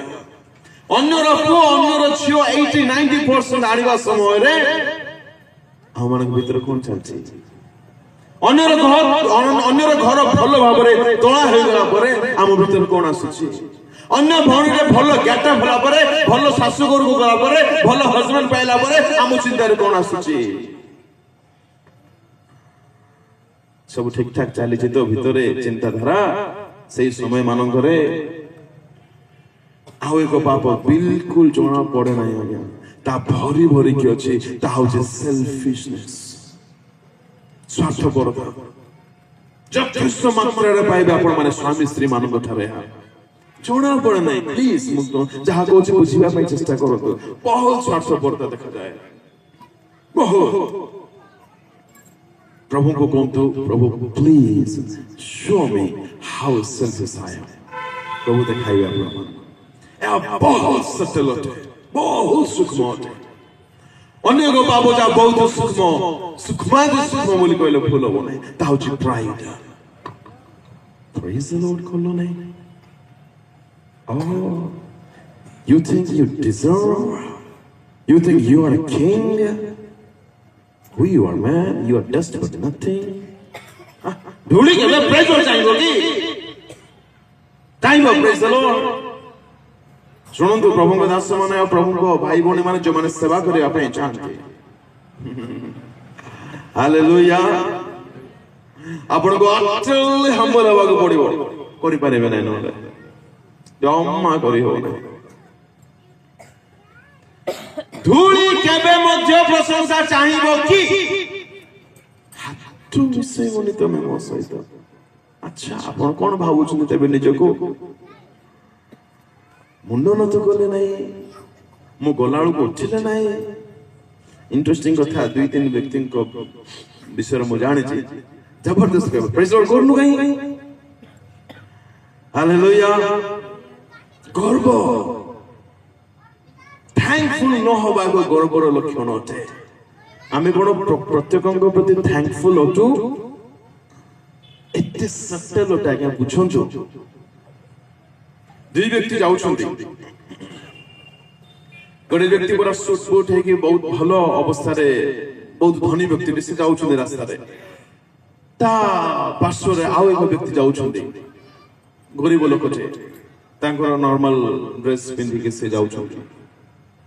ପଛରୁ ଏକ ବ୍ୟକ୍ତିଟେ ଯାଉଛନ୍ତି ଧନୀ ବ୍ୟକ୍ତିଙ୍କର ପକେଟରୁ ରୁମାଲ ପଡିଗଲା ଏଇ ବ୍ୟକ୍ତି ଜଣକ ବାହାର କରି ତାଙ୍କୁ ଦେଲେ ଦେଖିଲେ ଆଚ୍ଛା ଠିକ ଅଛି ଚାଲିଗଲେ ଏଇ ଗରିବ ବ୍ୟକ୍ତିଙ୍କର ରୁମାଲ ପଡିଲା ଆଉ ଗୋଟିଏ ଦିନ ସେ ବ୍ୟକ୍ତି ପଛ ଆଡୁ ଆସୁଥିଲେ ଦେଖିଲେ ସେ ଚାଲିଗଲେ ଉଠେଇ ନାହାନ୍ତି ଦେଖି ନାହାନ୍ତି ତାଙ୍କ ମୁଣ୍ଡ ଦେଖି ନାହାନ୍ତି କଣ କଣ ବୁଝା ପଡୁଛି ପ୍ରାୟ ବହୁତ ଭୟଙ୍କର ବିଷୟ ଅଟେ ଆଜ୍ଞା ବହୁତ ଚିହ୍ନ କୁହାଯାଇ ପାରିବ କିନ୍ତୁ ତାହା ମୋର ମୂଳ ଟପିକ ନୁହଁ ବିଷୟ ହେଉଛି ପାପ ନାହିଁ ବୋଲି କେବେ ଭାବ ନାହିଁ ନା ଲୋଭ ମୋର ବି ତାଙ୍କ ପରି ଥାନ୍ତା କି ମୋର ଚମଡ଼ା ମୋର ଆଖି ମୋର କାନ ମୋର ନାକ ମୋର ଶରୀର ମୋର ଡ୍ରେସ ମୋର ଘର ତାଙ୍କ ପରି ଥାନ୍ତା କି ମତେ ମୋର ଶୁଣୁନ ମତେ ତାଙ୍କ ପରି ଶାଢୀ ପ୍ଲିଜ କିଣି ଦଉନ କଣ ତା କଣ ତା ଶୁଣୁନ ନା ଉଠ ନା ଗୋ ନା ଲୋଭ ଏତେ ସୂକ୍ଷ୍ମ ବିଷୟ କଣ ଆଜ୍ଞା ସାଧାରଣ ମନେ କରି ରହିଯାଇଛୁ ଆମେ ମାନେ ପାପ ନାହିଁ ବୋଲି ଯଦି ଆମେ ଭାବିଛୁ ଆଜି ପ୍ରବଞ୍ଚନାର ଶିକାର ହେଇଛୁ କେତେ ଗୋଟେ ହେଲା ମୂଳ ବିଷୟ ଆଜ୍ଞା ତିନିଟା ଭଉଣୀ ପାଞ୍ଚଟା କହିବି ଶେଷରେ 6 ନମ୍ବର ପଢିବା ସେଇ ପ୍ରଥମ କରନ୍ତି 15:33 ପ୍ରଥମ କରନ୍ତି 15:33 ଭ୍ରାନ୍ତ ନ ହୁଅ କୁସଂସର୍ଗ ଶିଷ୍ଟାଚାର ନଷ୍ଟ କରେ Do not be deceived, bad company ruins your morals. Good morals. মন্দ সহভাগিতা খরাপ সহভাগিতা সাঙ্গ সাথী যদি ସେମାନେ ଖରାପ ଅଟନ୍ତି କେବେ ମଧ୍ୟ ଚିନ୍ତା କରନ୍ତୁ ନାହିଁ ଏଇগুলো ଅନେକ ପୁଅ ଝିଅମାନେ କରି ବସନ୍ତି ଆଜ୍ଞା ସେ ବିଜାତିଟେ ଆଉ ଭାରି ଭଲ ପିଲା ଭଲ ଝିଅଟା ଆଜ୍ଞା କିନ୍ତୁ ପ୍ରଭୁଙ୍କୁ ଜାଣେ ନାହିଁ ମତେ ଆତ୍ମା ଜିତିବାର ଅଛି ଆଉ କି ମିଳେ ଆତ୍ମା ଜିତିବା ପାଇଁ ଆଉ କିଏ ପାଇଲୁ ଆତ୍ମା ଜିତିବାକୁ ବାହାରିଛି ପ୍ରଭୁଙ୍କ ଲୋକମାନେ ଖରାପ ସହଭାଗିତା ଆପଣ ମାନଙ୍କୁ ପ୍ରବଞ୍ଚନାରେ ପକାଇଦେବ ଆପଣ ଦେଖନ୍ତୁ ନିଜକୁ ଆପଣଙ୍କ ପାଖରେ କେତେ ଶକ୍ତି ଅଛି ଯଦି ଆପଣ ତାଙ୍କୁ ଜିତି ପାରିବେ ନାହିଁ ୱିନ୍ କରିପାରିବେ ନାହିଁ କୃଷ୍ଣଙ୍କ ଆଡକୁ ଟାଣି ପାରିବେ ନାହିଁ ପ୍ଲିଜ ତାଙ୍କ ସେପାରେଟ ନେଇ ରୁହନ୍ତୁ ଅଲଗା ହେଇକି ରୁହନ୍ତୁ ସବୁ କ୍ଷେତ୍ରରେ ଏହା ଦେଖାଯାଏ ଅଫିସରେ ବିଜନେସରେ ସ୍କୁଲରେ କଲେଜରେ ମ୍ୟାରେଜ ପୂର୍ବରୁ ସ୍ପେଶାଲି ଯଦି ଆପଣ ପାରିବେ ନାହିଁ ବେକାର ଯାଆନ୍ତୁ ନାହିଁ ତାଙ୍କ ପଛରେ ପ୍ରାର୍ଥନା କରନ୍ତୁ ଶକ୍ତି ମାଗନ୍ତୁ ଖରାପ ସହଭାଗିତା ଭାବୁଥିବେ ମୁଁ ଜିତିଯିବି ତାକୁ ବର୍ବାଦ ହୋଇଛନ୍ତି ଆଜ୍ଞା ମୁଁ ବହୁତ ଲୋକଙ୍କୁ ଜାଣିଛି ବର୍ବାଦ ହେଇଯାଇଛନ୍ତି ଉଠି ପାରୁନାହାନ୍ତି ଆଜି ଫସିକି ରହିଯାଇଛନ୍ତି 7 ନମ୍ବର ଯାକୋବ 1:22 ଆଉ କେଉଁମାନେ ପ୍ରବଞ୍ଚିତ ହେଇକି ଅଛନ୍ତି ଯାକୋବ 1:22 କିନ୍ତୁ ଶ୍ରୋତା ମାତ୍ର ହୋଇ ଆପଣମାନଙ୍କୁ ପ୍ରବଞ୍ଚନା ନ କରି ବାକ୍ୟର କର୍ମକାରୀ ହୁଅ ଶ୍ରୋତା ମାତ୍ର ହୋଇ ଆପଣଙ୍କୁ ପ୍ରବଞ୍ଚନା ନ କରି ବାକ୍ୟର କର୍ମକାରୀ ହୁଅ हुआ केवल सुनने से नहीं चलबा हेबोनी had the king enjoying listening John the Baptist जानते मार्क 6 होइतो 20 पद पढिबाटे मार्क 6 या 20 पद କାରଣ ହେରୋଦ ଯୋହନଙ୍କୁ ଜଣେ ଧାର୍ମିକ ଓ ପବିତ୍ର ବ୍ୟକ୍ତି ଜାଣି ଭୟ କରୁଥିଲେ ଆଉ ତାଙ୍କୁ ରକ୍ଷା କରିବାକୁ ଚେଷ୍ଟା କରୁଥିଲେ ପୁଣି ତାଙ୍କ କଥା ଶୁଣି ଅତିଶୟ ଉଦ୍ବିଗ୍ନ ହେଲେ ସୁଦ୍ଧା ଆନନ୍ଦରେ ତାହା ଶୁଣୁଥିଲେ କେମିତି ଶୁଣୁଥିଲେ ଆନନ୍ଦ ଓ ପ୍ରେଜ୍ ଦ ଲର୍ଡ ମନ ପରିବର୍ତ୍ତନ କର ମାଇ ଗଡ୍ କଣ କହୁଛି ମୋ ବାକ୍ୟ ଏନ୍ଜୟ କରୁଥିଲେ ଆଉ ରାତିରେ ଯାଏ ସଲୋମିର ହାଫ ନେକେଡ ଡ୍ୟାନ୍ସ ମଧ୍ୟ ଆଖି ମେଲା କରି ଦେଖୁଥିଲେ। ବଢିଆ ଲାଗୁଛି ବାକ୍ୟ, ମଜା ଆସୁଛି ବାକ୍ୟ, ତୁରୁସାର ବାକ୍ୟ, ରାଜୁସାର ବାକ୍ୟ, ଚିତ୍ରାଜ୍ଞାନ ବାକ୍ୟ, ଆମ ସାଙ୍ଗରେ ବାକ୍ୟ ବୋଲି କହିଲେ ଖଡ଼ା ନେଇ ସିଝେଗା। ସୁଧୁରିଲୁଣି କି? ଚେଞ୍ଜ ହେଲୁଣି କି? ପରିବର୍ତ୍ତନ ହେଲୁଣି କି? ଆପଣାର କଲୁଣି କି? ନିଜସ୍ୱ କଲୁଣି କି? ମାନିଲୁଣି କି? ପାଳନ କରୁଛୁ କି? ଯଦି କରୁନା ହଉ ଆମେ ମାନେ ମଧ୍ୟ କୌଣସି ହେରଦଙ୍କ ଠାରୁ ତାଳି ଟିକେ ଆମର ଆଜ୍ଞା ମାନଙ୍କ ପାଇଁ ସପୋର୍ଟ କରୁଥିବାରୁ ମତେ ବହୁତ ଖୁସି ଲାଗେ। ମୁସ୍କା କାହିଁକି କହୁଛନ୍ତି? Do you know muska? Is muska a Sambalpuri word? ନାଇଁ?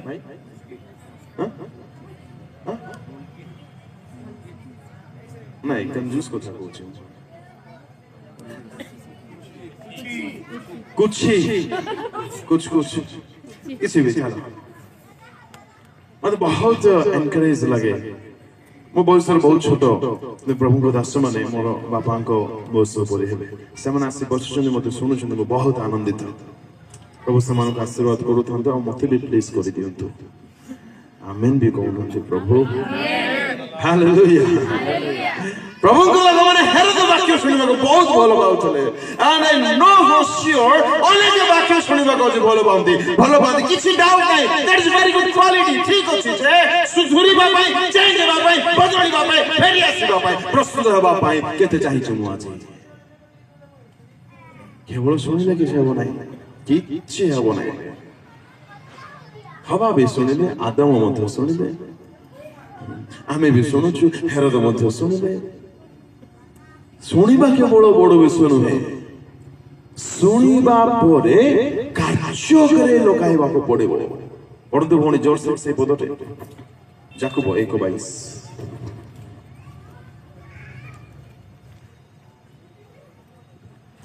किंतु श्रोता मात्र होई आपना मानंकु प्रवंचना न करी वाक्यर कर्मकारी हो। श्रोता मात्र होई निजको ठको नाही केवल शुणिले हेबो नाही। शुणिला परे जे शुणे आउ पालन करे से धन्य। जदि आमे किछि ईश्वरक वाक्य शुणुछु ता पर्सनल बाइबल स्टडी रे हो केवा कोनसे प्रभुଙ୍କ दासଙ୍କ द्वारा हो केवा रविवार गिरजा उपासना रे हो जदि को कोनसे वाक्य शुणुछि से वाक्य मनुजस्व करिबे ताहा मो निमंत अटे आ मु ता करिबी। Who is a disciple? शिष्य किए? शिष्य शुणिबो सिखिबो आ ताको अप्लाई करिबो से होछि शिष्य। हमें शिष्य तो ना शिष्य बोले भाभी केवल खुशी हो जाउछे। वाक्य शुणिबो पालन करिबो वाक्य शुणिबो पालन करिबो वाक्य शुणिबो पालन करिबो आज्ञाकारी माने तांको राज्यर स्थान पाइबे। Anyway this is number 7। 8 number को जिबा आ गोटे पॉइंट कहिला परे मु सारिबा पई चेष्टा करूची। 8 नंबर से एक अध्याय याकूब 26 पद। जदि केही आपणाको धर्मपरायण बोली मने करे आउ आपणा जिह्वा को वशीभूत न करी निज हृदय को प्रवंचना करे ताहार धर्मपरायणता वृथा। If anyone thinks ओडियारे से स्पष्ट लिखा है नहीं। If anyone thinks जदि केही मने करूछि that I am a Christian, I am a religious person, जदि केही मने करूछि मु ख्रिस्टियन अटे मु ख्रिस्टियन अटे मु धार्मिक अटे मु धार्मिक अटे मु साधु साधु अटे मु ख्रिस्टियन को सहित संपर्क रखिछि मु ख्रिस्टियन बोली मने करूछि किंतु किंतु किंतु आपणा जिह्वा को बसरे रखु नाही। आपणा जिह्वा को बसरे रखु नाही लगाम देउ नाही तेबे मने रखो his or her Christianity is worth 0 onda। भयंकर वाक्य आगे one of the scariest verse in the Bible।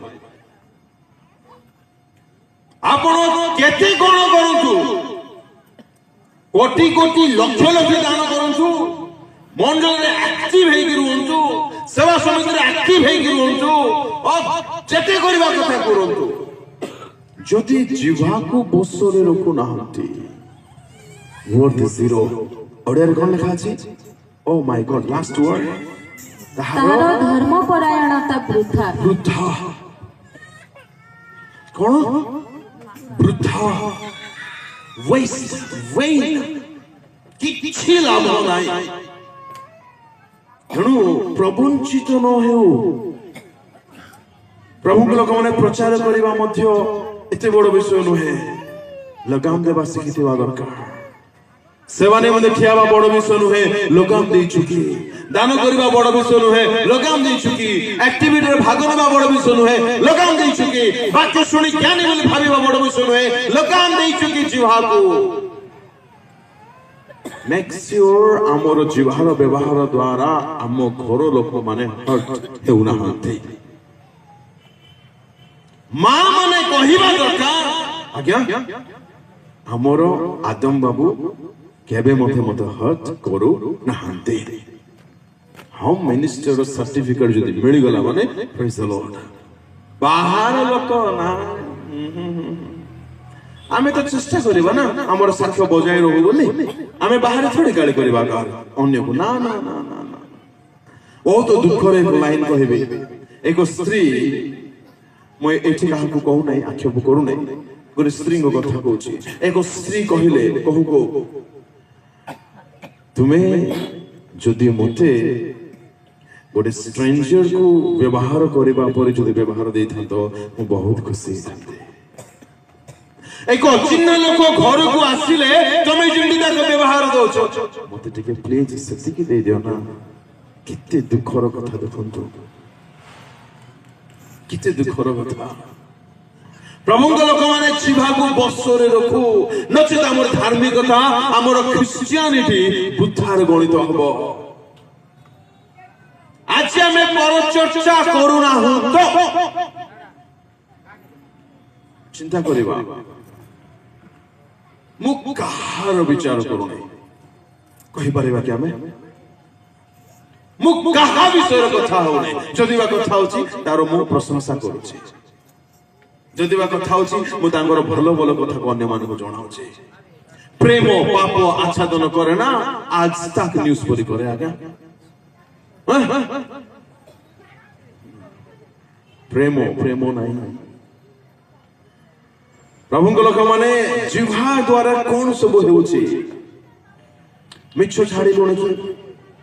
ପଚାରିବା ନିଜକୁ, ମୁଁ ମିଥ୍ୟା ଶୂନ୍ୟ ଜୀବନ ବିତାଉଛି ନା ନାହିଁ? କାଲି ବା ଆଜ୍ଞା 20 ଟଙ୍କାରେ ଆମେ ଅଧ କିଲୋ ଟମାଟୋ କିଣିଲୁ, ଜମା କିଣି ନଥିବେ। ଆଜି କଣ ତମେ 30 ଟଙ୍କା ବୋଲି କହୁଛ? Isn't it ମିଛ? ଛାଡ଼ିଲୁ କି ମିଛ ଆମେ? ଓ ତେରି ଏବେ ହିଁ କଲ୍ ପଳେଇ ଆସିଲା, କହିଦେ ଝିଅ କହିଦେ ବାପା ଘରେ ନାହାନ୍ତି। କଣ ଏଇଟା? ମିଛ, ଜିହ୍ବାର ପାପ। ଆମ ଜିହ୍ବା ଦ୍ୱାରା ଜଣେ ମଧ୍ୟ ହର୍ଟ ନ ହବା ଦରକାର। ଆଜ୍ଞା, ଅନ୍ୟ ଜଣେ ଆମକୁ ଦୁଃଖ ଦେଲା ବେଳକୁ ଆମକୁ ବହୁତ ବାଧେ। ଯେହେତୁ ଆମର ହୃଦୟ ଅଛି, ବହୁତ କଷ୍ଟ ଲାଗେ। ଆଉ ଆପଣ ଯେତେବେଳେ ପାଟିକୁ ମେଲା କରି ଯାହା ପାଟିକୁ ଇଚ୍ଛା କହିଦିଅନ୍ତି, ଆର ବ୍ୟକ୍ତିର ହୃଦୟ ନାହିଁ କି? ନା ସେ ମୂର୍ତ୍ତିଟେ, ପ୍ରତିମା କି ସେ? ଆପଣଙ୍କୁ କହିଲେ ବାଧିଯିବ, ମାନେ ଆପଣ ମଣିଷ ଆଉ ସେ ମାନବ, ଇନସାନ, ମ୍ୟାନ। ୱେଷ୍ଟ ଆମର ଖ୍ରୀଷ୍ଟିଆନିଟି ବହୁତ ବଡ ବିଷୟ। ଏଇଟା ପ୍ରବଞ୍ଚନାରେ ନାହୁତ ଆମେ ଏକ ପାର୍ଶ୍ୱରେ ଦେଖିବା ଯେ nothing is important than taming our tongue। ଜିହ୍ବାକୁ ବଶୀଭୂତ କରିବା ତୁଳନାରେ ଆଉ କୌଣସି ବିଷୟ ବଡ କଥା ନୁହେଁ, ବଡ କଥା ନୁହେଁ। ଜିହ୍ବାକୁ ବଶରେ ରଖୁ, କେହି ମଧ୍ୟ ଆମ ଦ୍ୱାରା ହର୍ଟ ନ ହେବା ଦରକାର। ବିଚାର ବଚସା ବନ୍ଦ କରୁ, କମ୍ପ୍ଲିଟଲି, ଟୋଟାଲି ବନ୍ଦ କରୁ। ପ୍ରଭୁ ଏହାଙ୍କ ବିଷୟରେ ତୁମେ তুমি কোন কহিব প্রভু কোন করে জানিছ বেশি কথা হো না মোর ইচ্ছা তু তোর ব্যবস্থা দেখে তু তোর ধন্দা দেখে তু কর তোর কাম দেখে মু চাহিবি সে বঞ্চিত হোক কি মরি থাও তোতে কাইকি মন ব্যথা কাহাକୁ କହିଲେ ପିତରକୁ କହିଲେ don't be a busy body କାହାର କଣ ହେଉ ଆଜ୍ଞା ଆପଣ ଜମା କାହା ବିଷୟରେ କଥା ହୁଅନ୍ତୁ ନାହିଁ পরচর্চা শূন্য জীবন হও বিচার শূন্য জীবন হও মিথ্যা শূন্য জীবন হও নিন্দা শূন্য জীবন হও জিহ্বা দ্বারা গোটে বি পাপ হেবা নাই না যদি করুଛୁ ଆମେ ভ্রান্তরে অଛୁ ହାଲେଲୁୟା 8 ଗୋटे ହେଲା 9 ନମ୍ବର ପଦ ଶେଷ ବିଷୟ ସମୟ ବି ହୁଏତ ହେଲାଣି ଏଇଟା ବହୁତ ଗୁରୁତ୍ୱପୂର୍ଣ୍ଣ ଭାବବାଦୀ ମାନେ ଉଠିବେ ଭଣ୍ଡ ଭାବବାଦୀ ମାନେ ସେମାନେ ଭ୍ରାନ୍ତ କରିବେ ଶୟତାନ ପାପ ଶରୀର ପ୍ରବଞ୍ଚନା କରେ ତାପରେ ଆମେମାନେ ଦେଖିଲୁ ଅନେକ ଜ୍ଞାନୀ ବୋଲି ଭାବି ପ୍ରବଞ୍ଚିତ ହୋଇଛନ୍ତି ଚତୁର୍ଥ ନମ୍ବରରେ ଦେଖିଲୁ ପରିତ୍ରାଣ ପାଇ ଯାଇଅଛୁ ଆମେ ଯେପରି ଇଚ୍ଛା ସେପରି ବଞ୍ଚିବୁ ବୋଲି ଅନେକ ମନେ କରନ୍ତି ପାପରୁ ଫେରୁନାହାନ୍ତି ଭାବୁଛନ୍ତି once saved always saved ବହୁତ ଭ୍ରାନ୍ତରେ ଅଛନ୍ତି 5 ନମ୍ବର ଦେଖିଲୁ ମୋ ଠାରେ ପାପ ନାହିଁ ବୋଲି ଅନେକ ଭାବନ୍ତି 6 ନମ୍ବର ଆମେ ମାନେ ଦେଖିଲୁ ଖରାପ ସହଭାଗିତାରେ ଥାଇ ସେମାନଙ୍କୁ ମୁଁ ଜିତି ଯିବି ବୋଲି ଓଲ୍ଟା ମାନେ ପଡି ଯାଇଛନ୍ତି ଭାବୁଛନ୍ତି ମୁଁ ଠିକ ଠାକ ଅଛି ବୋଲି 7 ନମ୍ବର ଦେଖିଲୁ ବାକ୍ୟ ଶୁଣିବା ବଡ଼ ବିଷୟ ନୁହେଁ ନିତାନ୍ତ ଜରୁରୀ କିନ୍ତୁ ଶୁଣିଲା ପରେ ଯଦି ପାଳନ କରୁନା ଆମେ ମାନେ ଭ୍ରାନ୍ତରେ ଅଛୁ ଏବଂ 8 ନମ୍ବର ଆମେ ସବୁ କାମରେ ଆକ୍ଟିଭ ଅଛୁ ସବୁ କରୁଛୁ କିନ୍ତୁ ଜିହ୍ବାକୁ ଯଦି ବଶରେ ରଖୁନା ହଉ ଆମେ ମାନେ ପ୍ରବଞ୍ଚିତ ହୋଇଅଛୁ 9 ନମ୍ବର ପଢିବା ବହୁତ ଗୁରୁତ୍ୱପୂର୍ଣ୍ଣ ଏବଂ ଆପଣ ପଢନ୍ତୁ ଆଉ ଜାଣନ୍ତୁ ପ୍ରଥମ ଦ୍ୱିତୀୟ ଥେସଲୋନିକୀୟ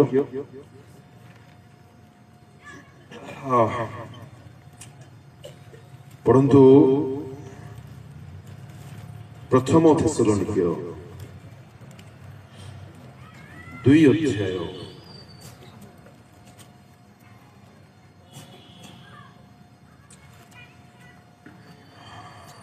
10:11 क्षमा करिवे सेकंड थेसलोनियंस द्वितीय थेसलोनिकীয় 2:10 2:10 କାରଣ ପରିତ୍ରାଣ ପ୍ରାପ୍ତ ହେବା ନିମନ୍ତେ ସେମାନେ ସତ୍ୟ ପ୍ରତି ଶ୍ରଦ୍ଧା ଭାବ ବହି ନାହାନ୍ତି ପରିତ୍ରାଣ ପାଇବା ନିମନ୍ତେ ସେମାନେ ସତ୍ୟକୁ ଭଲ ପାଇ ନାହାନ୍ତି ସତ୍ୟକୁ ପ୍ରେମ କରି ନାହାନ୍ତି ଆଉ ଏଥି ସକାଶେ ଏଥିପାଇଁ ସେମାନେ ଯେପରି ମିଥ୍ୟାରେ ବିଶ୍ୱାସ କରନ୍ତି ସେମାନେ ଯେପରି ମିଥ୍ୟାକୁ ବିଶ୍ୱାସ କରିବେ ସେଥି ନିମନ୍ତେ ଈଶ୍ୱର ସେମାନଙ୍କ ନିକଟକୁ ଭ୍ରାନ୍ତିଜନକ ଶକ୍ତି ପ୍ରେରଣ କରନ୍ତି ଓ ମାଇ ଗଡ୍ କିଏ ଭ୍ରାନ୍ତିଜନକ ଶକ୍ତି ପଠାଇବେ ପରମେଶ୍ୱର ନିଜେ ଶୈତାନ ଠକିଲା ଠିକ ଅଛି ଆଜ୍ଞା ଆମ ହୃଦୟ ପାପ ଶରୀର ଠକୁଛି ଠିକ ଅଛି ଭଣ୍ଡ ଭାବବାଦୀ ମାନଙ୍କର ଠକା ଯିବାର ଚାନ୍ସେସ ଅଛି ଠିକ ଅଛି what about God himself will stand against you କିଛି ହବ ରହିବ ଡରାବନା ବାକ୍ୟ ଆଜ୍ଞା ପ୍ରଭୁ ପଠାଇବେ ଭ୍ରାନ୍ତିଜନକ ଆତ୍ମା କେତେ ବାକ୍ୟ ପଠାଇଲେ ସୁଧୁରିଲ ନାହିଁ ଚେଞ୍ଜ ହେଲ ନାହିଁ ସତ୍ୟକୁ ଭଲ ପାଇଲ ନାହିଁ ତୁମେ ଯାଅ ଏବେ ଫସ ଭ୍ରାନ୍ତିର ଶିକାର ହୁଅ ପ୍ରବଞ୍ଚିତ ହୋଇକି ମର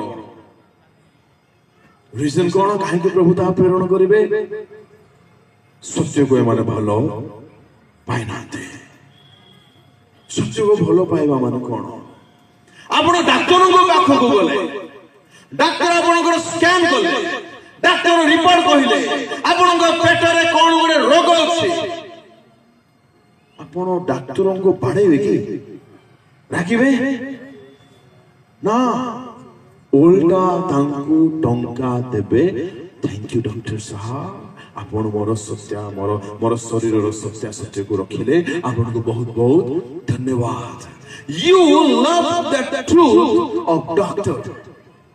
ସତ୍ୟ ଡକ୍ଟର ଆପଣଙ୍କ ଶରୀର ସମ୍ବନ୍ଧୀୟ ଯୋଉ ସତ୍ୟତା ରଖିଲେ ଆପଣ ତାକୁ ଗ୍ରହଣ କଲେ, ଆପଣ ତାକୁ ଭଲ ପାଇଲେ। ଆଉ ପରମେଶ୍ୱରଙ୍କ ବାକ୍ୟ ପରମେଶ୍ୱରଙ୍କ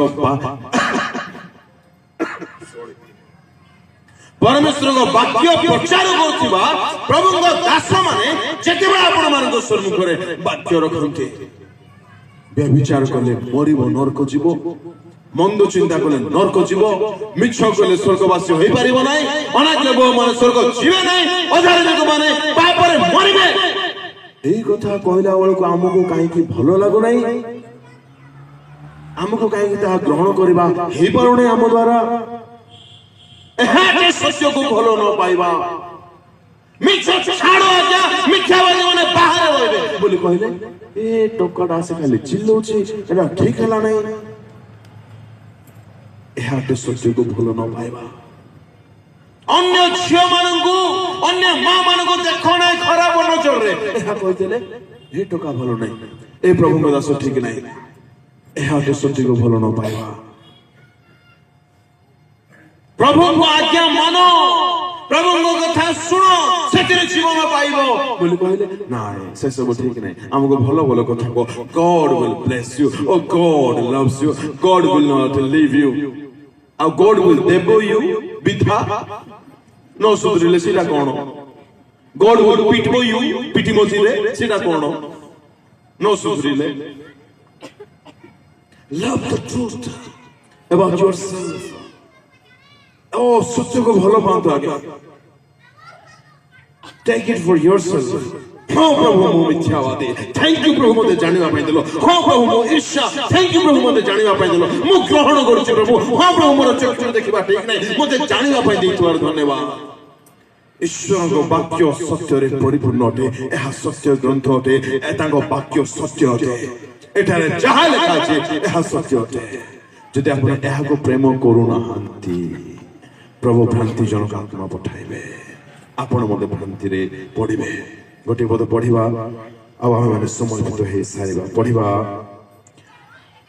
ଗୀତ ରଚକ ବହୁତ ସୁନ୍ଦର ଲେଖନ୍ତି 51 ଅଧ୍ୟାୟ 51 ସାମ୍, ତାହାର ପଢନ୍ତୁ 6 ପଦ 51:6।